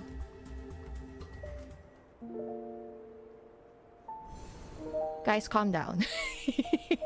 I understand. Truly, I understand. But I'm too shocked right now to be thirsting for this man. I think it's Pi. Why else would it jump into him? It's not Pi? Oh, okay. It sounded like him. Taking advantage of Zayne being momentarily distracted, the teenager breaks free from his restraints and pulls out a knife from his waist. With desperate wild eyes, he lunges at him. But his wrist is caught and twisted again. The crackling of a dislocated... Oh, God! Dislocated bone echoes through the alley. Why? What exactly is this cocoon you speak of? Why do you need to know so much? As if the word cocoon was burned into his nerves, the teenager suddenly jerks away. He clutches his crystallized left arm as he frantically runs to hide behind me.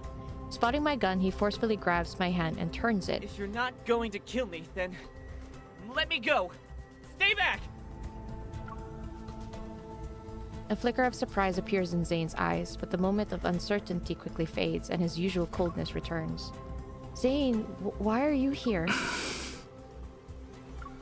Zayne, who should be away on a business trip, is in a remote alleyway in the middle of the night with an alterum teenager. He was addressed as Dawnbreaker too. Something isn't right. Questions pile up one after another in my mind as I assess the situation. I slowly try to free my hand from the teenager's grip. You haven't gotten to the point where death is necessary. Oh. Zayne and I speak almost at the same time. I'm once again taken aback by the coldness in his voice. But after tonight, that might change. Okay, I get it. I'm sorry. This is really fucking hot. It sounds... I'm sorry, but that was really kind of fucking hot. The crystals will erode your body. Your skin will be split open, and your bones will be ground to dust. Why? When it reaches your neck, you'll lose your voice.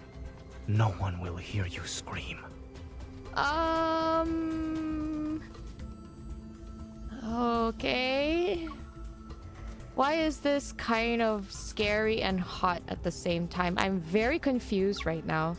The person I've met before is the same one standing before me, yet this version of Zayne feels like a stranger. His voice is cold, his gaze is cold, even his breath is the epitome of coldness. Something seems to trigger a memory in the teenager. His voice trembles as his body curls like a bow being drawn back. He buries his face into his knees. You didn't have to say that. They all died like that, after emerging from their cocoons. Cocoons? I want to live. But if I'm going to turn into a monster, what's the point? Rather than let the cocoon turn me into a mindless monster, I'd rather die. Zayne remains silent, and he lowers his gaze as ice crystals silently form in his palm. Sir! Is he really going to do this? A dignified death doesn't exist. Thinking you're in control of the situation by choosing to die, you're only comforting yourself with a lie. Did you escape just so you could die like a dog? Don't lecture me with that nonsense! The teenager straightens up and lunges at me again, his hands trembling uncontrollably, yet he grips my gun with all his strength, refusing to let go. You're a hunter. A hunter's gun can kill a monster like me, right? Pull the trigger already! Oh, guys, this child. I'm not gonna do that, no. You can't be serious. With a flick of my wrist, I toss the hunter firearm away and kick it out of reach. The teenager desperately lunges for the firearm, but Zayne catches him by the waist and pins him against the wall. Stay calm. Focus on my breathing. Exhale, inhale. Oh. You're trembling. I can't. Oh my god, I can't. This is so... I know you don't really want to die, so stop saying it. Whew. After several seconds pass, the teenager finally comes to his senses. He nods as if emerging from a trance. I steal a glance at Zayne. His expression is completely serene and unmoved. It's as if he's an aloof observer standing at the crossroads between life and death. I'm sorry. Oh my god. Sorry.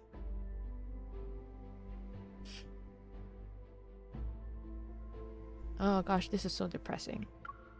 I move closer to Zayne, firmly hold his hand in place, and give the teenager a gentle smile. You heard what he said, right? He said you can't die yet.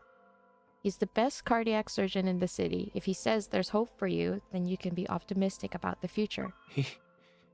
He's a doctor? I know he might not look the part right now, but he really is the best in his field. Just don't misunderstand his intentions.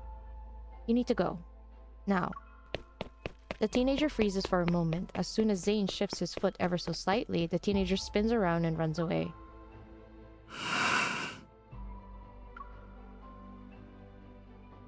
So Zayne was finding him to stop him from doing something foolish. Late into the night, the streets gradually darken. The light reflected off the snow makes streetlights appear soft and dim. After watching the teenager leave, I turn back to look at Zayne, who feels like a stranger. The small animal of an unknown breed stubbornly refuses to let go of his coat. It whimpers as he pushes it to the ground again. Oh. Now that it's just the two of us, and this dog? Anyway, you can tell me what's going on, right? Did your business trip end early? Or did 𝓥𝓲 Hospital call you back for an emergency? While I'm still asking questions, Zayne bends down to pick up the snow-covered scarf. Then he stares at me as if trying to confirm something. Is this yours? Oh, shit. Shit, guys, this is obviously Dawnbreaker.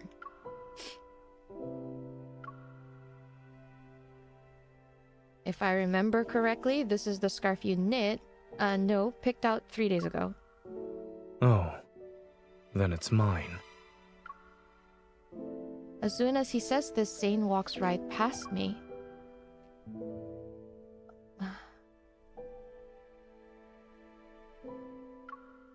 Why are you suddenly acting like you don't know me?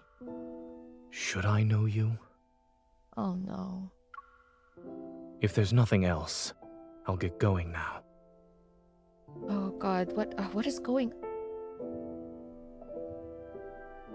Okay, so there are times when Dawnbreaker wakes up in Zayne's body, right? He doesn't wake up in like a chronological order of events. Like he'll wake up once on Monday and then Tuesday and Wednesday. It's like he'll wake up the first time on a Friday and then a second time on a Monday and then the third time on a Saturday, you know, like this could very well be the first time Dawnbreaker got into his body, maybe? But your home isn't there. I know. Oh. He stops in the snow and gives me a cold glance over his shoulder. His voice is devoid of any emotion. The subway station is this way.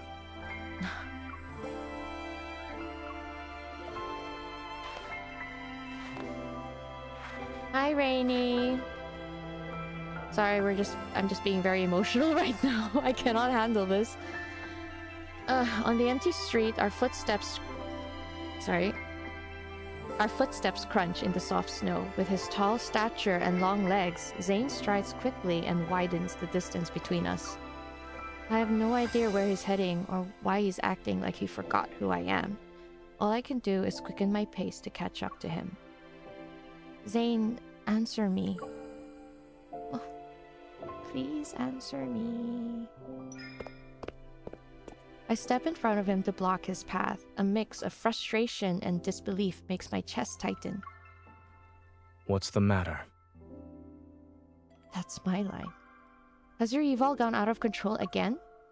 The puppy whose species I don't recognize catches up to us. Its gaze flits between me and him. No. I'm perfectly fine. This hurts. He's so cold. This really hurts. I don't know why. It's so silly, but it really hurts. Zayne casually brushes me aside and continues walking. Hey, I think a couple is breaking up in the middle of the street. Son of a bitch. The puppy quickly shakes the snow off its body, gives me a sympathetic look, and then runs after Zayne, who's already walking away. The two figures soon become dots in the snowy night.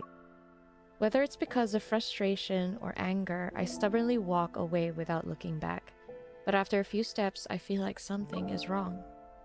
Wait, the direction Zayne's heading in... Eh?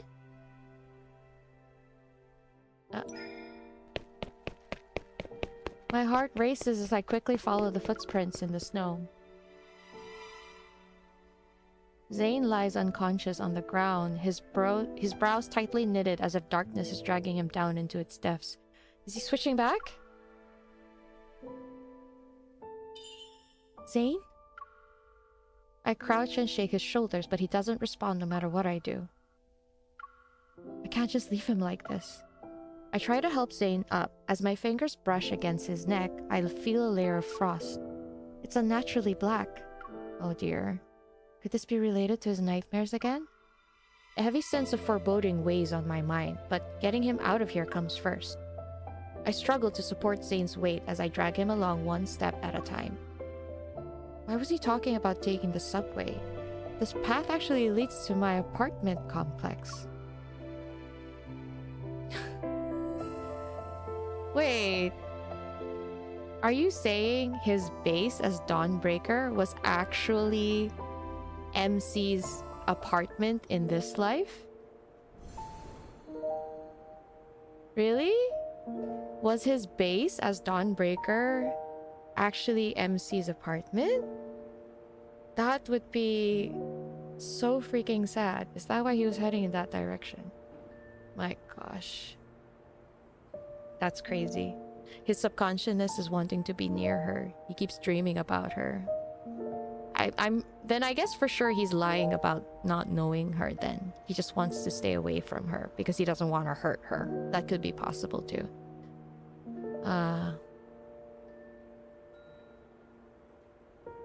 Gosh.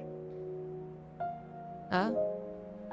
Oh, I realized the replies are actually kind of late. You just realized? His former MC house the same as current one? Maybe. There's no MC in his apartment though. So I'm just thinking like maybe he stays in MC's apartment in the Dawnbreaker timeline. Yeah, exactly. He lives in MC's apartment in the DB timeline. That would make a lot of sense why he's heading that direction. Guys, I'm sorry, but it is currently midnight and I have to wake up for work tomorrow. I'm gonna have to stop here. I'm so sorry. I thought I could finish it today, but I guess I can't. I still have... This is chapter 3. That means the next live stream I do, for sure we can finish it. But I honestly don't know if I'm gonna be thinking about this forever. Gosh. I'm so upset. But yeah, sorry guys, I'm gonna have to end the stream here. Zayne's chapters are super long, but I love it. I love it. I love it. Is it long? Is it longer than Sylus's? I think it's about more or less the same each chapter, I feel. But yeah, I'm gonna have to stop here. But yo, guys, this is such a roller coaster. What is this? What is this? Chapter. This is crazy. Chapter 4 is longer? Oh my god. Okay, well, I'm sure you guys are also tired, so I'm gonna call it a night. I'll let you guys know when I can stream again, hopefully before this week ends, because I don't think I can wait that long. So, I'll see you guys. Have a good night, good evening, good afternoon, and good morning, everyone. Take care. See you next time. Bye-bye. Thanks again for the stream. Bye.